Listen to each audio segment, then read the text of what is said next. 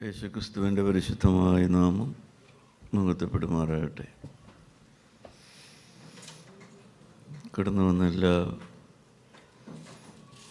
സഹോദര സഹോദരിമാർക്കും കുഞ്ഞുങ്ങൾക്കും ക്രിസ്തു യേശുവിൻ്റെ നാമത്തിൽ സന്ധ്യാവന്ദനം അറിയിക്കുന്നു.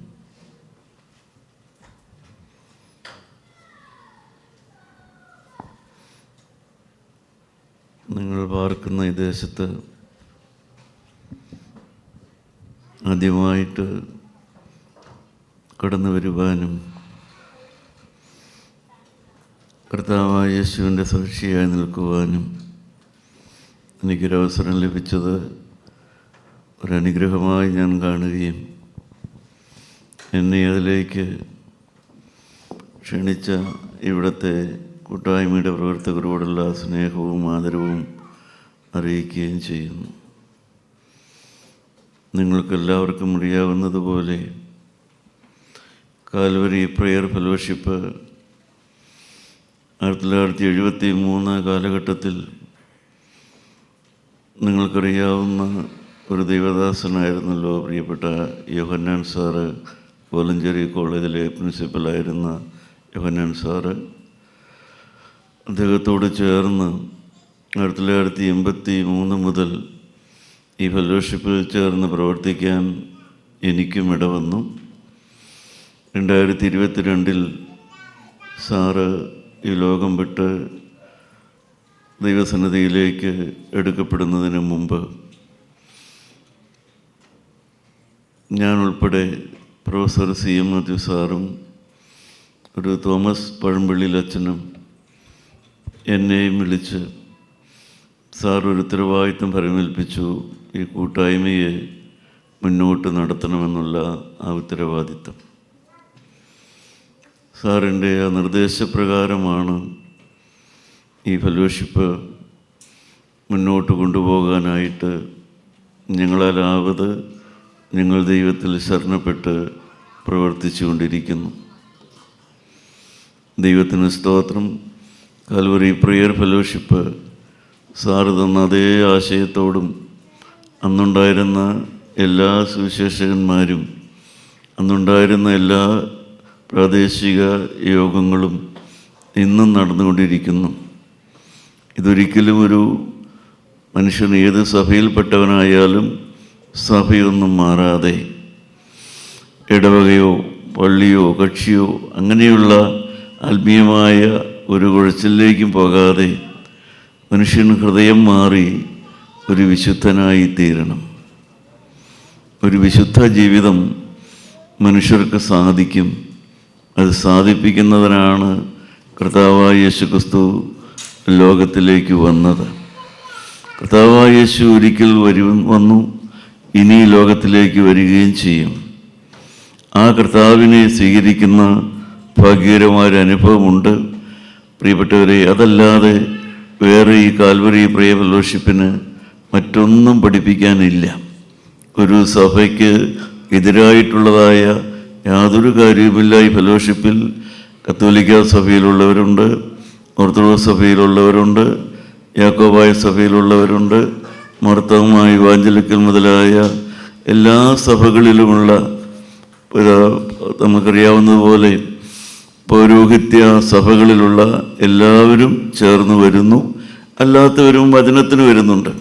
ദൈവത്തിൻ്റെ വചനം അതിന് കക്ഷിപരമായോ സഭാപരമായോ ഭിന്നതയില്ല പ്രിയപ്പെട്ടവരെ. അതെല്ലാം മനസ്സിലാക്കിക്കൊണ്ട് വചനത്തിൻ്റെ ശക്തി അറിഞ്ഞ് ജീവിക്കുന്ന ഒരു വിശുദ്ധ ജീവിതം മനുഷ്യൻ നയിക്കണം. അതാണ് ആകെ ഊന്നി പറയുന്നതായ കാര്യം. ദൈവത്തിന് സ്തോത്രം. അങ്ങനെ വർഷങ്ങളായി ഫെലോഷിപ്പിൻ്റെ പ്രവർത്തനം നടന്നു വരുന്നു. ലോകത്തിൻ്റെ എല്ലാ രാജ്യങ്ങളിലും, സ്റ്റേറ്റ്സ് അമേരിക്ക മുതൽ ഇംഗ്ലണ്ടിലും അയർലൻഡിലും ജർമ്മനിയിലുമെല്ലാം ചുരുക്കമായിട്ടുണ്ട്. പിന്നെ ഈ ഗൾഫ് രാജ്യങ്ങളിലെല്ലാം തന്നെയുണ്ട്. ഓസ്ട്രേലിയയിലും ന്യൂസിലാൻഡിലും പ്രവർത്തിക്കുന്നു. നമ്മുടെ നാട്ടിൽ തന്നെ ഏതാണ്ട് 42 സ്ഥലത്ത് ഇതിൻ്റെ പ്രവർത്തനം നടക്കുന്നുണ്ട്. ഫെലോഷിപ്പിൻ്റെ നിരന്തരമായ യോഗം എല്ലാ മാസവും നടന്നു വരുന്നുണ്ട്.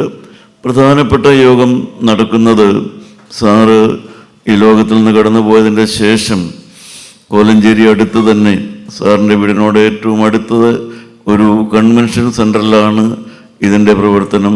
ഇപ്പോൾ മീറ്റിംഗ് നടന്നു വരുന്നത് എല്ലാ വെള്ളിയാഴ്ചയും ഇന്ത്യൻ സമയം 6 മുതൽ 8 വരെ, 2ാം ശനിയാഴ്ച ഇന്ത്യൻ സമയം 9 മണി മുതൽ 1 മണി വരെ യോഗം നടക്കുന്നു. അതിനെ തുടർന്ന് കുട്ടികളുടെ ബൈബിൾ ക്ലാസ് ഉണ്ട്, യുവതികളുടെ ഫെലോഷിപ്പുണ്ട്, കൂടാതെ യങ് മെൻ ഫെലോഷിപ്പുണ്ട്. ഇതെല്ലാം നിങ്ങൾക്ക് യൂട്യൂബിൽ ലഭിക്കുന്നുണ്ട്. നിങ്ങൾ അനേകർ കേൾക്കുന്നതാണ്. പ്രിയപ്പെട്ടവരെ, ഈ ദേശത്തും ദൈവമക്കൾ സാക്ഷ്യം പറഞ്ഞതെല്ലാം നിങ്ങൾ കേട്ടല്ലോ. അവരുടെ ജീവിത അനുഭവം നിങ്ങൾ കേട്ടല്ലോ. കൂട്ടായ്മ എന്താണ് പഠിപ്പിക്കുന്നതെന്ന് അവരുടെ ജീവിതാനുഭവത്തിലൂടെ നിങ്ങൾക്ക് മനസ്സിലായി കാണും. പ്രിയപ്പെട്ടവരെ, നമ്മൾ അവിടെ ഒരു പ്രാർത്ഥനാ ഹാള് പണിയുന്നുണ്ട്. അതിനടുത്ത് തന്നെ അതിൻ്റെ പണിയെല്ലാം നടന്നുകൊണ്ടിരിക്കുന്നു. കാരണം എല്ലാ സഭയിലും പെട്ടവർക്ക് ഒരു സഹോദരങ്ങളെപ്പോലെ വന്ന് കർത്താവായ യേശുവിൻ്റെ വചനം കേൾക്കുവാനും യേശുക്രിസ്തുവിനെ ആരാധിക്കുവാനും ഉള്ളതായ സൗകര്യപ്പെടുത്തുന്ന ഒരു സാഹചര്യം നമ്മൾ ഉണ്ടാക്കിക്കൊണ്ട് വരികയാണ്. നിങ്ങൾ പ്രാർത്ഥിക്കണമെന്ന് നിങ്ങളുടെ സ്നേഹത്തോട് ഓർപ്പിക്കുകയാണ്. ദൈവത്തിന് സ്തോത്രം. ഒരു നിമിഷം കൂടെ നമ്മുടെ തലകളെ വണക്കി നമുക്ക് പ്രാർത്ഥിക്കാം. നീതിമാൻ ഇനിയും നീതി ചെയ്യട്ടെ, അഴുക്കുള്ളവൻ ഇനിയും അഴുക്കാടട്ടെ. ഇതാ ഞാൻ വേഗം വരുന്നു. കാരുണ്യവാനായ കർത്താവേ, ഈ ഭൂമിയിലേക്ക് വീണ്ടും വരാൻ പോകുന്നവനായ യേശുവേ, നിന്റെ മക്കളാകുന്ന ഞങ്ങളുടെ എളിയ ബുദ്ധിയോടും ഞങ്ങളുടെ സംശയവിചാരങ്ങളോടും ഞങ്ങളുടെ ആകുല ചിന്തകളോടും ഞങ്ങളുടെ പരിഭ്രമത്തോടും കർത്താവേ, ഞങ്ങളുടെ നിരാശയോടും എല്ലാ കലങ്ങിയ മനസ്സോടും കൂടെ ഞങ്ങൾ അവിടുത്തെ സന്നിധിയിലിരിക്കുന്നു. കർത്താവേ, സ്വർഗത്തിൽ നിന്നുള്ള വചനം ഞങ്ങളുടെ മധ്യത്തിലേക്ക് പൊഴിച്ചു തരണമേ. ഈ വചനം കേൾക്കുന്ന എല്ലാ ഹൃദയങ്ങളിലേക്കും സമാധാനം കടന്നു വരുവാൻ ഇടയാക്കണമേ. കർത്താവേ, ഒരു സമർപ്പണമുള്ള ജീവിതം, യേശുവിനോട് ഞാൻ പറഞ്ഞുപോയി എനിക്ക് പിന്മാറിക്കൂടാ എന്ന് പറയുന്ന അനുഭവമുള്ള ഒരു ജീവിതം കർത്താവേ, നിൻ്റെ മക്കളാകുന്ന ഞങ്ങൾക്ക് സാധ്യമാക്കി തരണമേ. കർത്താവേ, ക്രൂശിലെ വിലയേറിയ രക്തം വചനമായി ഞങ്ങളുടെ മധ്യത്തിൽ അവിടുന്ന് വചനമായി തെളിക്കണമേ എന്ന് പ്രാർത്ഥിക്കുന്നു. കർത്താവേ, എല്ലാ മക്കളുടെയും ഹൃദയത്തിലേക്ക് സുവിശേഷത്തിൻ്റെ ശക്തി അസ്ത്രം പോലെ കടന്നു വരികയും അവരുടെ ഹൃദയചിന്തകളെ മലിനത മാറ്റി വിശുദ്ധീകരിക്കണമെന്ന് പ്രാർത്ഥിക്കുന്നു.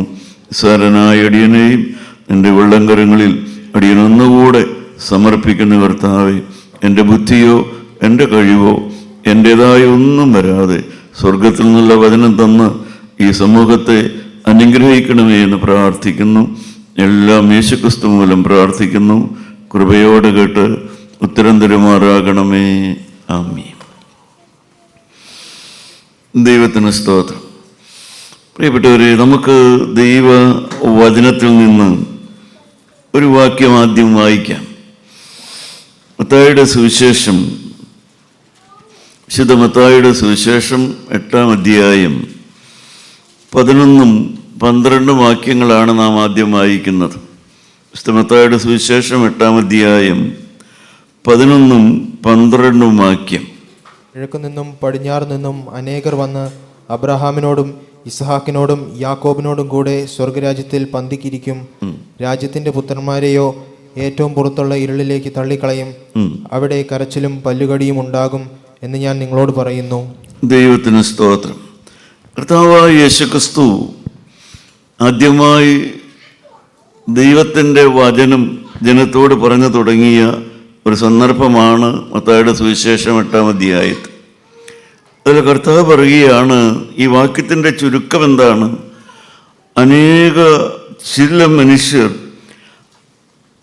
ചില മനുഷ്യർ ഈ ലോകത്ത് ജീവിക്കുന്ന കാലത്ത് കരയും. അനേകരും ഈ ലോകത്തിലെ ജീവിതം കഴിയുമ്പോഴാണ് കരയാൻ പോകുന്നത്. ഈ ഭൂമിയിലെ ജീവിതകാലത്ത് കുറേ പേര് കരയുന്നവരുണ്ട്. എന്നാൽ കർത്താവ് തരുന്നൊരു മുന്നറിയിപ്പുണ്ട്. അനേകരും കരയാൻ പോകുന്നത് ഈ ഭൂമിയിലെ ജീവിതം കഴിയുമ്പോഴാണ്. ഈ ഭൂമിയിലെ ജീവിതം കഴിയുമ്പോഴാണ് അനേകരും കരയാൻ പോകുന്നത്. കിഴക്ക് നിന്നും പടിഞ്ഞാറ് നിന്നും അനേകർ വന്ന് അബ്രാഹാമിനോടും ഇസഹാക്കിനോടും യാക്കോബിനോടും കൂടെ സ്വർഗരാജ്യത്തിൽ പന്തിയിലിരിക്കും. ഈ ഭൂമിയിലെ ജീവിതം കഴിയുമ്പോൾ കരയാനുള്ള വിഷയം ഈ ഭൂമിയിൽ വെച്ച് കരഞ്ഞ വിഷയങ്ങളൊന്നും ആയിരിക്കില്ല. ഈ ഭൂമിയിൽ വെച്ച് നമുക്ക് കരയാൻ അനേക വിഷയങ്ങളുണ്ട്. കുടുംബകാര്യങ്ങളുണ്ട്, കുടുംബ പ്രാരാബ്ദങ്ങളുണ്ട്, രോഗങ്ങളുണ്ട്, ദാമ്പത്തിക ബുദ്ധിമുട്ടുകളുണ്ട്, പല പല പ്രശ്നങ്ങളുണ്ട് ഈ ഭൂമിയിൽ വെച്ച് കരയാൻ. എന്നാൽ ഈ ഭൂമി വിട്ട് കഴിയുമ്പോൾ പിന്നീട് കരയാനുള്ളതായ വിഷയം മറ്റൊന്നുമായിരിക്കുകയില്ല. ദൈവരാജ്യത്തിൽ പ്രവേശനമുണ്ടാകില്ല എന്നുള്ളതായിരിക്കും ഈ ഭൂമിയിലെ ജീവിതം കഴിയുമ്പോൾ കരയാനുള്ളതായ ഏക വിഷയം. അനേകരും മരണം കഴിയുമ്പോഴാണ് കൂടുതൽ കരയാൻ പോകുന്നതെന്ന് കർത്താവായ യേശുക്രിസ്തു ഒരു മുന്നറിയിപ്പ് തരികയാണ്. പ്രിയപ്പെട്ടവരെ, എന്തിനാണ് കർത്താവ് അത് പറഞ്ഞത്? നമുക്കത് സംഭവിക്കാതിരിക്കാൻ വേണ്ടിയാണ്. ആ വലിയൊരു അത്യാഹിതം നമ്മുടെ ജീവിതത്തിൽ വരാതിരിക്കാൻ വേണ്ടിയാണ് യേശു ദൈവത്തിൻ്റെ വചനത്തിലൂടെ നമുക്ക് തന്നത്. മരണം കഴിഞ്ഞ് കരയാനിടവരരുത്. നാം മരണം വരെ കരഞ്ഞാലും കരയേണ്ട വിഷയങ്ങൾ ഉണ്ടായാലും മരണം കഴിയുമ്പോൾ നമുക്ക് കരയാൻ വിഷയങ്ങൾ ഉണ്ടാകരുത്. പ്രിയപ്പെട്ടവരെ, ആ സത്യമാണ് നാം മനസ്സിലാക്കേണ്ടത്. മനുഷ്യന് ദൈവം ഭാവി കൊടുക്കാത്തതല്ല. മനുഷ്യരായി നമുക്കെല്ലാവർക്കും ദൈവം ഭാവി തന്നതാണ്. പക്ഷേ അനേകരും ഭാവി നഷ്ടപ്പെടുത്തുന്നവരാണ്. ആദാമിനെ ദൈവം സൃഷ്ടിച്ചു. ആദാമിനോട് ദൈവം ഒരു കാര്യം പറഞ്ഞു: നിന്റെ ഭാവിയുടെ താക്കോൽ നിന്റെ കയ്യിൽ തന്നെയാണ്. ആദാമിനോട് പറഞ്ഞിരുന്നു, നിന്റെ ഭാവി എന്താകണമെന്ന് നീ തന്നെയാണ് തീരുമാനിക്കേണ്ടത്.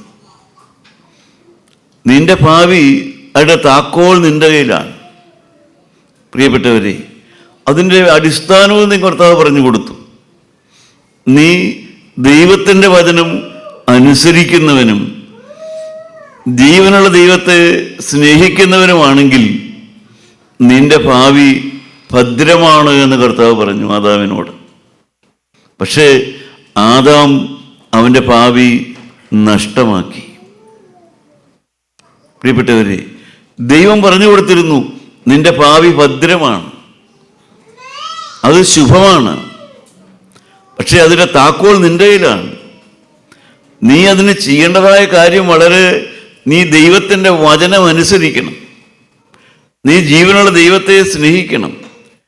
നിന്റെ ഭാവി ശുഭമാണെന്ന് പറഞ്ഞു കൊടുത്തിരുന്നു.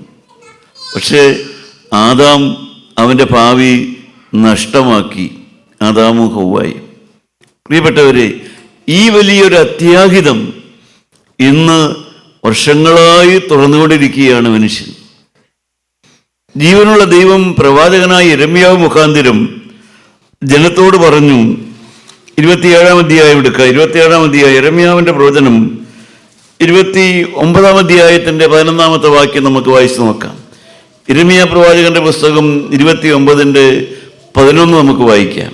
നിങ്ങൾ പ്രത്യാശിക്കുന്ന ശുഭഭാവി വരുവാൻ തക്കവണ്ണം ഞാൻ നിങ്ങളെക്കുറിച്ച് നിരൂപിക്കുന്ന നിരൂപണങ്ങൾ ഇന്നവ എന്ന് ഞാൻ അറിയുന്നു. ഞാൻ നിങ്ങളെക്കുറിച്ച് പ്ലാൻ ചെയ്യുന്നത് എന്താണെന്ന് ഞാൻ അറിയുന്നു. പ്രിയപ്പെട്ടവരെ, ദൈവം നമ്മുടെ ഭാവിക്ക് വേണ്ടി കരുതുന്നവനാണ്. ജീവനുള്ള ദൈവം നമ്മുടെ ഭാവിക്ക് വേണ്ടി എല്ലാം ചെയ്യുന്നവനാണ്. പക്ഷേ മനുഷ്യൻ തൻ്റെ ഭാവി നഷ്ടപ്പെടുത്തുന്നവനാണ്. ആ വലിയ ഒരു ദുര്യോഗം, ഒരു വലിയ പരാധീനത, അതിനേക്കാൾ ഉപരി മനുഷ്യൻ വഞ്ചിക്കപ്പെട്ടുകൊണ്ടിരിക്കുകയാണ്. ആരാണ് മനുഷ്യനെ വഞ്ചിച്ചത്? ഏദൻ തോട്ടത്തിൽ ആദാമിനെയും ഹവ്വായെയും വഞ്ചിച്ച അതേ സാത്താൻ തന്നെ ഇന്നും അനേകരെയും വഞ്ചിച്ചുകൊണ്ടിരിക്കുകയാണ്. അവൻ്റെ ഭാവി നഷ്ടമാക്കിക്കൊണ്ടിരിക്കുകയാണ്. പ്രിയപ്പെട്ടവരെ, ഈ സത്യം നാം ഒന്ന് അറിയുക. ഈ യാഥാർത്ഥ്യം ഞാൻ വാസ്തവത്തിൽ സന്തോഷത്തോടെ ഇവിടെ നിൽക്കുക. കാരണം എനിക്ക് ദൈവം തന്ന ഏറ്റവും വലിയൊരു അനുഗ്രഹമാണ് ഈ വേദപുസ്തകം വാങ്ങുവാൻ ദൈവം എന്നെ സഹായിച്ചു. സ്വന്തമായൊരു വേദപുസ്തകം ഞാൻ വാങ്ങിയത് എൻ്റെ 35-ാമത്തെ വയസ്സിൽ മാനസാന്തരപ്പെട്ടതിൻ്റെ ശേഷമാണ്. എൻ്റെ പിതാവ് ഒരു പള്ളിയിൽ ശുശ്രൂഷക്കാരനായിരുന്നു. എറണാകുളം ജില്ലയിൽ കണ്ടനാട് പള്ളി എന്ന് പറയും. ചുരുക്കം പേരൊക്കെ കേട്ട് കാണും. അപ്പനോടുകൂടെ ആ ദേവാലയത്തിൽ ശുശ്രൂഷയ്ക്ക് കൂടുവാൻ ഞാനും 4-ാം ക്ലാസ് മുതൽ ദേവാലയത്തിൽ ശുശ്രൂഷക്കാരനായിരുന്നു. പള്ളിയിൽ വേദപുസ്തകം ഉണ്ടായിരുന്നു, അത് ഞാൻ വായിക്കുമായിരുന്നു. പള്ളിയിൽ വായിക്കണമല്ലോ, അതുകൊണ്ട് വായിക്കുമായിരുന്നു. അല്ലാതെ ഒരു വേദപുസ്തകം എനിക്ക് വേണമെന്നോ മക്കളെ അതെനിക്ക് വായിക്കണമെന്നോ എനിക്കൊരു ദാഹം ഉണ്ടായിരുന്നില്ല, താല്പര്യം ഉണ്ടായിരുന്നില്ല.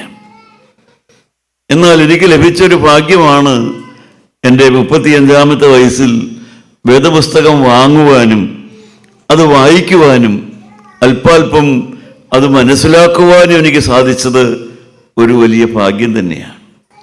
പ്രിയപ്പെട്ടവരെ, നിങ്ങൾക്ക് ആ ഭാഗ്യം സാധിച്ചിട്ടുണ്ടോ? സ്വന്തമായൊരു വേദപുസ്തകം വാങ്ങണം, സ്വന്തമായൊരു വേദപുസ്തകം വായിക്കണം, അത് നിരന്തരമായി വായിക്കണം, അത് വായിച്ച് എനിക്കൊന്ന് മനസ്സിലാക്കണമെന്നുള്ളതായ ഒരാഗ്രഹം നിങ്ങൾക്കുണ്ടായിട്ടുണ്ടോ? ജീവിതത്തിൽ ലഭിക്കുന്ന ഒരു വലിയ ഭാഗ്യമാണത്. ആ ആഗ്രഹം ഉണ്ടാകുക എന്ന് പറയുന്നത് തന്നെ. പ്രിയപ്പെട്ടവരെ, നാം എല്ലാം ദേവാലയത്തിൽ പോകുന്നവരാണ്. ദേവാലയം നമ്മളെ പഠിപ്പിച്ച ഏറ്റവും വലിയൊരു ഭാഗ്യാവസ്ഥ എന്താ? ദേവാലയം നമ്മളെ പഠിപ്പിച്ച ഏറ്റവും വലിയൊരു ഭാഗ്യാവസ്ഥ നിത്യനായ ദൈവത്തിൻ്റെ മുമ്പിൽ തല കുനിക്കണമെന്ന് പഠിപ്പിച്ചു. അത് ദേവാലയത്തിൽ നിന്ന് പഠിച്ചതാണ്. ദൈവത്തിൻ്റെ മുമ്പാകെ തല കുനിക്കണം എന്ന് പഠിച്ചു. നിങ്ങളെല്ലാം ആരാധനയിൽ ചെല്ലുമ്പോൾ സാധാരണ ഞാൻ കേൾക്കാറുണ്ട്, നമ്മുടെ തലകളെ നമുക്ക് വണക്കാമെന്ന്. പ്രിയപ്പെട്ടവരെ, ദൈവത്തിൻ്റെ മുമ്പിൽ തല വണക്കാൻ പഠിപ്പിച്ചു. പരിശുദ്ധമായ ദേവാലയങ്ങൾ ഓരോ സഭയ്ക്കുമുണ്ട്, അതിൻ്റെതായ നല്ല പഠിപ്പിക്കലുകളുമുണ്ട്. ദേവാലയത്തിൽ പരിശുദ്ധ ആരാധന അർപ്പിക്കുന്ന പുരോഹിതനെ എന്താണ് പഠിപ്പിച്ചത്? പുരോഹിതനും നമ്മുടെ അടുക്കൽ വന്ന് എനിക്ക് വേണ്ടി പ്രാർത്ഥിക്കണമെന്ന് നമ്മളോട് തല കുലുക്കി കൈനീട്ടി ചോദിക്കുന്ന ഒരു എളിമ ആ ദേവാലയം പുരോഹിതന് കൊടുത്തു. മറ്റുള്ളവരോട് എനിക്ക് വേണ്ടി പ്രാർത്ഥിക്കണമെന്ന് അപേക്ഷിക്കാനുള്ള ഒരു എളിമ കൊടുത്തു. പ്രിയപ്പെട്ടവരെ, താഴ്മയും എളിമയും മനുഷ്യൻ ലഭിക്കുക അതൊരു വലിയ ഭാഗ്യം തന്നെയാണ്.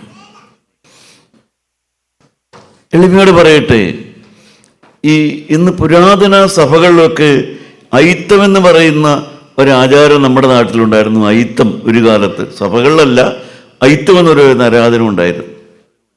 എന്നുവെച്ചാൽ അല്പം വലിയ കുടുംബം, കുലം, അതിലൊക്കെ ജനിച്ച ആളുകൾ താഴ്ന്ന ജാതിയിൽപ്പെട്ട ആളുകളുമായി സംസർഗമില്ല, ഭക്ഷണം കഴിക്കില്ല, അവരുടെ അടുക്കൽ അവർ കുടിച്ച പാത്രത്തിൽ ഭക്ഷണം കഴിക്കില്ല. അങ്ങനെയൊക്കെയുള്ളൊരു അയിത്തം എന്ന് പറയുന്ന ഒരു ആചാരം മലയാള നാട്ടിലുണ്ടായിരുന്നു, നമുക്കറിയാം. അതൊക്കെ മാറിപ്പോയി, അയിത്തമൊക്കെ മാറിപ്പോയെങ്കിലും ഇന്നും പുരാതന സഭകളിൽ ഒരു അയിത്തമുണ്ട്. ആ അയിത്തം എന്ന് പറയുന്നത് എന്തിനോടാണ് അയിത്തം? സുവിശേഷത്തോടാണ് അയിത്തം. സുവിശേഷത്തോടൊരു അയിത്തമുണ്ട്. ദൈവത്തിൻ്റെ വചനം കേൾക്കാൻ പ്രിയപ്പെട്ടവരെ സഭയിലെ ആർക്കും താല്പര്യമില്ല, ഉന്നതന്മാർ വരികയുമില്ല. അതുകൊണ്ട് തന്നെ ദൈവത്തിൻ്റെ വചനം പഠിപ്പിക്കുന്നുണ്ട്. അപ്പോസ്തലനായ പൗലോസ് എഴുതുന്നുണ്ട്, 1 കൊരിന്ത്യർ ലേഖനം അതിൻ്റെ 1-ാം അധ്യായത്തിൻ്റെ 26 മുതൽ അപ്പോസ്തലൻ ഇത് മനസ്സിലാക്കിക്കൊണ്ട് തന്നെ പറയുകയാണ്. എന്താണ്? ആത്മീയ രംഗത്തേക്ക് നാം നോക്കുമ്പോൾ അവിടെ കുലീനന്മാരില്ല. വായിക്കാം, ആ വാക്യം ഒന്ന് വായിക്കാം. സഹോദരന്മാരെ, നിങ്ങളുടെ വിളിയെ നോക്കുവിൻ. പ്രിയപ്പെട്ടവരെ, ദൈവം ആരെയാണ് സുവിശേഷത്തിലേക്ക് വിളിച്ചതെന്ന് അപ്പോസ്തലൻ എഴുതുകയാണ്. നിങ്ങളുടെ വിളിയെ നോക്കുവിൻ. ലോകാഭിപ്രായ പ്രകാരം ജ്ഞാനികളേറെയില്ല. ജ്ഞാനികൾ, വിദ്യാഭ്യാസവും വലിയ പഠിപ്പും പാണ്ഡിത്യമുള്ളവർ സുവിശേഷ രംഗത്ത് അധികം കാണുന്നുണ്ടോ? ഇല്ല. അപ്പോസ്തലൻ എഴുതുകയാണ്, ബലവാന്മാർ ഏറെയില്ല, ബലവാന്മാരേറെയില്ല, കുലീനന്മാരും ഏറെയില്ല, കുലീനന്മാരും ഏറെയില്ല.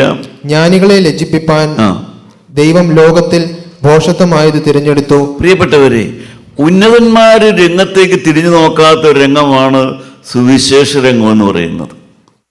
എന്നാൽ അതേസമയം നിസ്സാരന്മാരായ ആളുകൾ, ആവശ്യക്കാര്, പ്രിയപ്പെട്ടവരെ, ജീവിതത്തിൽ തിരിച്ചടികൾ നേരിട്ടവര്, പ്രതിസന്ധികളെ നേരിട്ടവര്, അത്യാഹിതങ്ങളെ നേരിട്ടവര്, വേർപാടുകളെ നേരിട്ടവര്, പ്രിയപ്പെട്ടവരെ, സമാധാനം കണ്ടെത്തിയ ഒരു വഴിയാണ് സുവിശേഷം. അതാണ് കർത്താവായ യേശുവിൻ്റെ സുവിശേഷം. അനേകരും തിരിഞ്ഞു നോക്കാത്തതായ ഒരു രംഗത്തേക്കാണ് നിങ്ങൾ കടന്നു വന്നത്. പ്രിയപ്പെട്ടവരെ, അത് ദൈവത്തിൻ്റെ ഒരു തിരഞ്ഞെടുപ്പാണ്, ഒരു അനുഗ്രഹമാണ്. സുവിശേഷത്തിലേക്ക് കേൾക്കാനായിട്ട് വരിക. ഞാനും കേൾക്കാറുണ്ടായിരുന്നില്ല. അതുകൊണ്ടാണ് ഞാൻ പറഞ്ഞത്, ദൈവത്തിൻ്റെ വചനം ഞാനും കേൾക്കാറുണ്ടായിരുന്നില്ല. പക്ഷേ ഇന്ന് എനിക്കറിയാം, വചനത്തിലേക്ക് വരിക എന്ന് പറയുന്നത് ഒരു ദൈവിക തിരഞ്ഞെടുപ്പാണത്. ദൈവത്തിൻ്റെ ഒരു ആകർഷണമില്ലാതെ നമുക്ക് വചനത്തിന് മുമ്പിൽ ഒന്നിരിക്കാനായിട്ട് സാധിക്കില്ല. അനേകര് തിരിഞ്ഞു നോക്കാത്തതായ ഒരു രംഗമാണിത്. ദൈവത്തിന് സ്തോത്രം. ഇവിടെ മാത്രമല്ല, അതിൻ്റെ 18-ാമത്തെ വാക്യം ഒന്ന് വായിച്ചു നോക്കാം. 18-ാമത്തെ വാക്യം, ക്രൂശിന്റെ വചനം നശിച്ചു പോകുന്നവർക്ക് ഭോഷത്വവും രക്ഷിക്കപ്പെടുന്ന നമുക്കോ ദൈവശക്തിയുമാകുന്നു. ദൈവത്തിന് സ്തോത്രം. കാരണം ക്രൂശിന്റെ വചനം, സുവിശേഷത്തിന്റെ വചനം, മനുഷ്യൻ പാപം വിട്ട് വിശുദ്ധനാകണമെന്നുള്ള വചനം, യേശുക്രിസ്തു മുഖാന്തിരം മാത്രമേ മനുഷ്യന് ദൈവരാജ്യത്തിൽ എത്താൻ പറ്റുകയുള്ളൂ എന്നുള്ളതായ വചനം, ക്രൂശിന്റെ വചനം നശിച്ചു പോകുന്നവർക്കൊരു ഭോഷത്വവും രക്ഷിക്കപ്പെടുന്ന നമുക്കോ ദൈവ ശക്തിയുമാകുന്നു. പ്രിയപ്പെട്ടവരെ, കാരണം കർത്താവായ യേശുവിൻ്റെ വചനത്തിലൂടെ കിട്ടുന്ന അനുഗ്രഹം വേറെ ഒന്നിലൂടെയും കിട്ടുകയില്ല. ഒരു വഴിപാടിലൂടെയോ നേർച്ച കാഴ്ചകളിലൂടെയോ പെരുന്നാളിൽ പങ്കെടുത്താലോ കിട്ടുന്ന കാര്യമല്ല സുവിശേഷത്തിലൂടെ കിട്ടുന്ന അനുഗ്രഹം എന്ന് പറയുന്നത്. സുവിശേഷത്തിലൂടെ കിട്ടുന്ന അനുഗ്രഹം നാം കേട്ടല്ലോ. എന്താണ് കിട്ടിയത്? അവരുടെ ജീവിതത്തിൽ സ്വഭാവം മാറി കിട്ടി. സ്വഭാവം മാറി. എൻ്റെ ഉള്ളിൽ പാപമുണ്ടെന്ന് മനസ്സിലായി. എൻ്റെ ഹൃദയം ശവക്കല്ലറ പോലെയുള്ളതാണെന്ന് മനസ്സിലായി. പ്രിയപ്പെട്ടവരെ, മനുഷ്യന് അവനവനെ തന്നെ കാണാനുള്ള കണ്ണുകാഴ്ച കിട്ടി. എനിക്ക് എന്നെ തന്നെ, ഞാൻ ആരാണെന്ന് മനസ്സിലാക്കാനുള്ള ഒരു കണ്ണുകാഴ്ച. അതാണ് സുവിശേഷത്തിലൂടെ കിട്ടുന്ന അനുഗ്രഹം. അത് വേറെ ഒന്നിലൂടെയും കിട്ടുകയില്ല. വർഷങ്ങൾ നാം ദേവാലയത്തിൽ പോയി. പ്രിയപ്പെട്ടവരെ, നാം ദേവാലയത്തിൽ ആരാധനയിൽ പങ്കെടുത്തു. ഇതെല്ലാം പങ്കെടുത്തു കഴിഞ്ഞിട്ടും നമുക്ക് കിട്ടുന്നതായ വലിയൊരു സത്യം നാം അറിയുന്നില്ല. വാസ്തവത്തിൽ എന്താണ് നാം അറിയാത്ത സത്യം? എത്ര കാലം ദേവാലയത്തിൽ പോയി ആരാധനയിലെല്ലാം പങ്കെടുത്താലും അറിയാത്തതായ ഒരു സത്യമുണ്ട്. നമ്മുടെ അകത്തൊരു ആത്മാവുണ്ടെന്നുള്ള കാര്യം അനേകരും അറിയുന്നില്ല. ഈ പുറമേ കാണുന്നതായ മനുഷ്യരായ നമ്മുടെ ഉള്ളിൽ ഒരാത്മാവുണ്ട്. ഈ ആത്മാവിന് നിത്യതയുണ്ട്. ആത്മാവ്, അതിന് മരണമില്ല. ശരീരത്തിന് മാത്രമേ മരണമുള്ളൂ. ആത്മാവിന് മരണമില്ല. ആത്മാവ്, മനുഷ്യന്റെ ശരീരം മരിച്ചു കഴിയുമ്പോൾ ആത്മാവ് ഒന്നുകിൽ സ്വർഗരാജ്യത്തിലേക്ക് പോകും, അല്ലെങ്കിൽ നിത്യമായ നരകത്തിലേക്ക് മാറ്റപ്പെടുകയുള്ളൂ. ഈ വലിയ സത്യമാണ് പ്രിയപ്പെട്ടവരെ മനുഷ്യൻ അറിയാതെ പോകുന്നു. മനുഷ്യരോട് ഈ കാര്യങ്ങളെല്ലാം പറയുന്നതാണ് സുവിശേഷം എന്ന് പറയുന്നത്. അതുകൊണ്ടാണ് ദൈവവചനം കേൾക്കാൻ വരുന്നപ്പോൾ അനേകർക്കും മനസ്സിലായില്ല, പക്ഷേ ഇപ്പോൾ മനസ്സിലാകുന്നു എന്ന് പറയുന്നത്. മനുഷ്യൻ്റെ അകത്തൊരാത്മാവുണ്ട്. ദൈവമക്കളെ കേൾക്കുന്ന നിങ്ങളുടെ ഉള്ളിൽ ഒരാത്മാവുണ്ട്. ഈ ആത്മാവിൻ്റെ ആഹാരം എന്ന് പറയുന്നത് ദൈവത്തിൻ്റെ വചനമാണ്. ദൈവത്തിൻ്റെ വചനം, സത്യവചനം, യാതൊരു സ്ഥാപിത താല്പര്യവും കൂടാതെ നിത്യമായ ദൈവത്തിൻ്റെ വചനം ദൈവമക്കളെ നാം കേൾക്കുന്നവരായിരിക്കണം. ആ വചനം കേൾക്കുന്നവരായിരിക്കണം. ദൈവത്തിൻ്റെ വലിയൊരു അനുഗ്രഹമാണ് ദൈവവചനത്തിന് മുമ്പിലേക്ക് നമുക്ക് വരാൻ സാധിക്കുക എന്ന് പറയുന്നത്. മനുഷ്യൻ അവൻ്റെ ഭാവി നഷ്ടമാക്കുന്നവനാണ്. ദൈവം ഭാവി തരാഞ്ഞിട്ടല്ല. ഞാൻ വേദപുസ്തകത്തിൽ 1-2 വ്യക്തികളെ നിങ്ങൾക്ക് പരിചയപ്പെടുത്തി തരാം. 2 ദിനവൃത്താന്തങ്ങളുടെ പുസ്തകം എടുക്കാം. ദിനവൃത്താന്തങ്ങളുടെ 2-ാം പുസ്തകം 26-ാം അധ്യായത്തിൻ്റെ 16-ാമത്തെ വാക്യം നമുക്ക് വായിച്ചു നോക്കാം. ഒടുവിൽ രാജാവിൻ്റെ കാര്യമാണ് പറയുന്നത്. എന്നാൽ അവൻ ബലവാനായപ്പോൾ അവന്റെ ഹൃദയം അവന്റെ നാശത്തിനായിട്ട് നിഗളിച്ചു. പ്രിയപ്പെട്ടവരെ, ദൈവം ഒരു മനുഷ്യനെ അനുഗ്രഹിച്ചു. അവൻ 16-ാമത്തെ വയസ്സിൽ രാജാവായി. ദൈവം അനുഗ്രഹിച്ചു. 16-ാമത്തെ വയസ്സിൽ അവൻ രാജാവായി തീർന്നു. പക്ഷേ അവൻ ബലവാനായപ്പോൾ അവൻ്റെ ഹൃദയം നിഗളിച്ചു. ഹൃദയത്തിലേക്ക് നിഗളം വന്നു. തുടർന്ന് എന്താ സംഭവിച്ചെന്നറിയാവോ? അവൻ ദേവാലയത്തിലേക്ക് ചെന്നു. അവൻ്റെ നിഗളം ദേവാലയത്തെ അവൻ്റെ നിഗളം കാണിക്കാനുള്ള സ്ഥലമായി. അവൻ കുഷ്ഠരോഗിയായി തീർന്നു. പ്രിയപ്പെട്ടവരെ, അനേകരും ദേവാലയത്തിലേക്ക് പോകുമ്പോൾ ഓർക്കുന്നില്ല, ദേവാലയത്തിൽ നിന്ന് കിട്ടുന്നത് അവിടെ ചെന്ന് ജീവിക്കേണ്ടതുപോലെ ജീവിച്ചില്ല എങ്കിൽ. പ്രിയപ്പെട്ടവരെ, ഒരു ദേവാലയത്തിൽ നാം ചെല്ലുമ്പോൾ അവിടെ ചെന്ന് എങ്ങനെ ജീവിക്കണം, എങ്ങനെ സംസാരിക്കണം, എങ്ങനെ പെരുമാറണം, അത് മനസ്സിലാക്കാതെയാണ് അനേകരും ദേവാലയത്തിലേക്ക് ചെന്ന് കയറുന്നത്. ഈ രാജാവും ദേവാലയത്തിലേക്ക് ചെന്ന് കയറി. അവൻ ദേവാലയത്തിൽ നിന്ന് ഒന്ന് കോപിച്ചു. അഹങ്കാരവും നിഗളവുമാണ്. അവന് കുഷ്ഠരോഗം കിട്ടി. ദേവാലയത്തിൽ പോയിട്ട് അവന് കിട്ടിയത് കുഷ്ഠരോഗമാണ്. കാരണം ദേവാലയത്തെ ദൈവമുള്ള സ്ഥലമായിട്ടല്ല കണ്ടത്, അവൻ്റെ അഹങ്കാരം കാണിക്കാനുള്ള സ്ഥലമായിട്ടാണ് കണ്ടത്. പ്രിയപ്പെട്ടവരെ, അവൻ്റെ ഭാവി അവൻ നഷ്ടമാക്കി. ജീവനുള്ള ദൈവം 32-ാം അധ്യായം എടുക്കാം. അതേ പുസ്തകം തന്നെ 32-ാം അധ്യായം എടുക്കാം. അവിടെ നാം ഒരു മനുഷ്യനെ കാണുന്നുണ്ട്, രാജാവിനെ. 25-ാമത്തെ വാക്യം, 32-ാം അധ്യായം 25-ാമത്തെ വാക്യത്തിൽ നാം വീണ്ടും ഒരു രാജാവിനെ കാണുന്നു. ദൈവം അവന് സൗഖ്യം കൊടുത്തു. അവന് മാരകമായ രോഗം പിടിച്ചിരുന്നു. നീ മരിച്ചു പോകുമെന്ന് ദൈവം അവനോട് പറഞ്ഞു. അവൻ ദൈവത്തോട് പ്രാർത്ഥിച്ചു. ദൈവം അവൻ്റെ ആയുസ് നീട്ടിക്കൊടുത്തു. പ്രിയപ്പെട്ടവരെ, ദൈവത്തിൻ്റെ അനുഗ്രഹം പ്രാപിച്ച മനുഷ്യൻ അവൻ്റെ ഭാവിയെ അവൻ എന്ത് ചെയ്തു നമുക്ക് വായിച്ചു നോക്കാം. 32-ാം അധ്യായം 25-ാമത്തെ വാക്യം വായിക്കാം. എന്നാൽ യെഹെസ്കിയാവ് തനിക്ക് ലഭിച്ച ഉപകാരത്തിന് അടുത്തവണ്ണം നടക്കാതെ നിഗളിച്ചു പോയി. അതുകൊണ്ട് അവന്റെ മേലും യഹൂദായുടെ മേലും യെരൂശലേമിന്റെ മേലും കോപമുണ്ടായി. പ്രിയപ്പെട്ടവരെ, ദൈവം അവനെ അനുഗ്രഹിച്ചു, സൗഖ്യം കൊടുത്തു. അവന്റെ രോഗം ദൈവം മാറ്റിക്കൊടുത്തു. മരിക്കത്തക്ക രോഗം മാറ്റിയവന് 15 സംവത്സരം ആയുസ് നീട്ടിക്കൊടുത്തു. പക്ഷേ ദൈവം അനുഗ്രഹിക്കും തോറും അവന് നിഗളിയായിപ്പോയി. അവൻ്റെ ഭാവി അവൻ നഷ്ടമാക്കി. പ്രിയപ്പെട്ടവരെ, ദൈവം കൊടുക്കാത്തതല്ല ഭാവി, മനുഷ്യൻ അവൻ്റെ ഭാവി നഷ്ടമാക്കുന്നു. ഇതൊരു രാജാവിൻ്റെ കാര്യമല്ല. നമ്മുടെ അനേകരുടെയും ജീവിതത്തിലേക്ക് നോക്കിയാൽ ദൈവം നമുക്ക് തന്നത് നാം അനേകരും നഷ്ടമാക്കിയവരാണ്. ദൈവം നമുക്ക് തന്ന കുടുംബജീവിതം നഷ്ടമാക്കിയവരാണ്. ദൈവം നമുക്ക് തന്ന സ്നേഹബന്ധങ്ങൾ ഒലച്ചു കളഞ്ഞവരാണ്. ദൈവം നമുക്ക് തന്ന ശരീരത്തെ മലിനമാക്കിയതാണ്. ദൈവം നമുക്ക് തന്ന ബുദ്ധിയെ വികലമാക്കിയതാണ്. ദൈവം നമുക്ക് തന്ന ആരോഗ്യത്തെ മദ്യപാനം കൊണ്ടും മയക്കുമരുന്ന് കൊണ്ടും അരുതാത്ത ബന്ധം കൊണ്ടും മനുഷ്യൻ നശിപ്പിച്ചു കളഞ്ഞതാണ്. ദൈവം തന്ന ആരോഗ്യത്തെ നശിപ്പിക്കുന്നു. ദൈവം തന്ന കുടുംബജീവിതത്തെ തകർക്കുന്നു. ദൈവം തന്ന സമയം, പ്രിയപ്പെട്ടവരെ, നാം കൂട്ടുകാരുകൂടി അരുതാത്തവരെ നഷ്ടമാക്കി കളയുന്നു. എത്രയോ പേരാണ് ജീവിതം തകർത്ത് കളയുന്നത്. എത്രയോ പേരാണ് ജീവിതം താറുമാറാക്കി കളയുന്നത്. ദൈവം തരാഞ്ഞിട്ടല്ല, പക്ഷേ തന്നത് നശിപ്പിച്ചു കളയുന്ന മനുഷ്യൻ. പ്രിയപ്പെട്ടവരെ, ദൈവത്തിൻ്റെ വചനം നമ്മളെ ഓർപ്പിക്കുന്നു നമ്മുടെ ജീവിതം നാം എങ്ങനെയാണ് നന്നാക്കി എടുക്കേണ്ടതെന്ന്. ഇസ്രായേൽ മക്കളെ മോശ ഒരു കാര്യം ഓർപ്പിച്ചു. അതിൻ്റെ ആവർത്തന പുസ്തകം 7-ാം അധ്യായത്തിൻ്റെ ആദ്യത്തെ ചില വാക്യങ്ങൾ നമുക്ക് വായിച്ചു നോക്കാം. 1-2 വാക്യങ്ങൾ നമുക്ക് വായിച്ചു നോക്കാം. എന്താണ് നാം ചെയ്യേണ്ടത്? പ്രിയപ്പെട്ടവരെ, നമ്മുടെ ഭാവി നന്നാക്കി എടുക്കണമെങ്കിൽ നാം എന്ത് ചെയ്യണം? നീ കൈവശമാക്കുവാൻ ചെല്ലുന്ന ദേശത്ത് ആ നിന്നെ കടത്തുകയും നിന്നേക്കാൾ പെരുപ്പവും ബലവുമുള്ള ജാതികളായ ഹിത്യർ, ഗിർഗശ്യർ, ജീവനുള്ള ദൈവം മോശ മുഖാന്തരം ഇസ്രായേൽ മക്കളോട് പറഞ്ഞു, നിന്റെ പാപി നന്നാക്കി എടുക്കണമെങ്കിൽ നീ ഓരോ ജാതികൾ അവിടെ പറയുന്നു, ഓരോരോ സ്വഭാവങ്ങളാണ് അതെല്ലാം.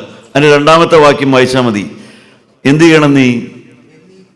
എന്നീ 7 മഹാജാതികളെ നിന്റെ മുമ്പിൽ നിന്ന് നീക്കിക്കളയുകയും നിന്റെ ദൈവമായ യഹോവ അവരെ നിന്റെ കയ്യിൽ ഏൽപ്പിക്കുകയും നീ അവരെ തോൽപ്പിക്കുകയും ചെയ്യുമ്പോൾ. പ്രിയപ്പെട്ടവരെ, നിങ്ങൾക്ക് ഭാവി ഉണ്ടാകണമെങ്കിൽ, മോശ ജനത്തോട് പറഞ്ഞു, നിങ്ങൾക്ക് ഭാവി ഉണ്ടാകണമെങ്കിൽ നിങ്ങളെ നശിപ്പിക്കാൻ വരുന്നതായ നിങ്ങളുടെ സ്വഭാവത്തെ നിങ്ങൾ ജയിക്കണം. ആ സ്വഭാവത്തിന് നിങ്ങൾ കീഴ്പ്പെടരുത്.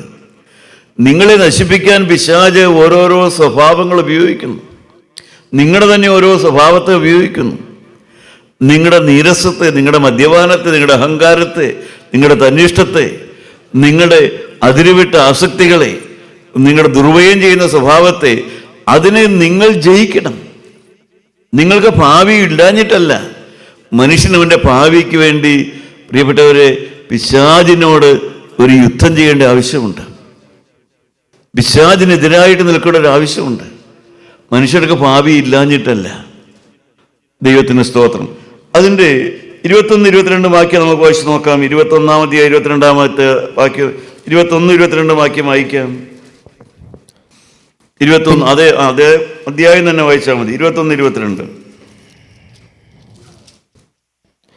നീ അവരെ കണ്ട് ഭ്രമിക്കരുത്. നിന്റെ ദൈവമായ യഹോവ എന്ന വലിയവനും ഭയങ്കരനുമായ ദൈവം നിങ്ങളുടെ മധ്യേ ഉണ്ട്. പ്രിയപ്പെട്ടവരെ, ദൈവം നമ്മുടെ കൂടെ ഇരിക്കുന്നവനാണ്. ആ ദൈവം നമ്മളോട് പറയുന്നു, നമ്മുടെ ജീവിതത്തെ നശിപ്പിക്കാൻ വരുന്നതായ ആ സ്വഭാവത്തെ നാം അതിനെ ജയിച്ചാൽ, ആ സ്വഭാവത്തിന് മേൽ നമുക്ക് ജയം പ്രാപിച്ചാൽ നമുക്ക് ഭാവി ഉണ്ടാക്കിയെടുക്കാം. നിങ്ങളാരും നിരാശപ്പെടേണ്ട കാര്യമില്ല. ദൈവം നമുക്ക് തരുന്നതായ ആ ഭാവിയെ നമുക്ക് നേടിയെടുക്കാൻ പ്രിയപ്പെട്ടവരെ, അതിന് കൂടുതൽ വിദ്യാഭ്യാസമൊന്നും വേണ്ട, അതിന് കൂടുതൽ പഠിപ്പോ പാണ്ഡിത്യമോ വേണ്ട, അതിന് സഭ മാറണ്ട, അതിന് മതം മാറണ്ട.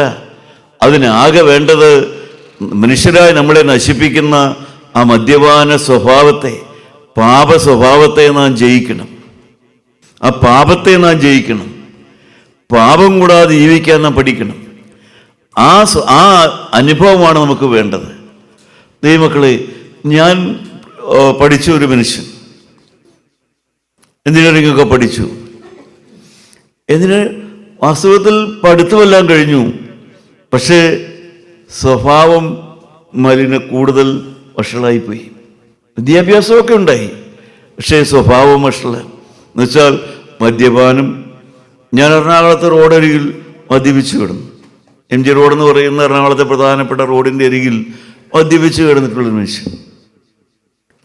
ദൈവമക്കളെ, അങ്ങനെ ഇരിക്കുന്ന എൻ്റെ ജീവിതത്തിലേക്ക് ഞാൻ വിവാഹം കഴിച്ച എൻ്റെ ഭാര്യ കടന്നു വന്നു.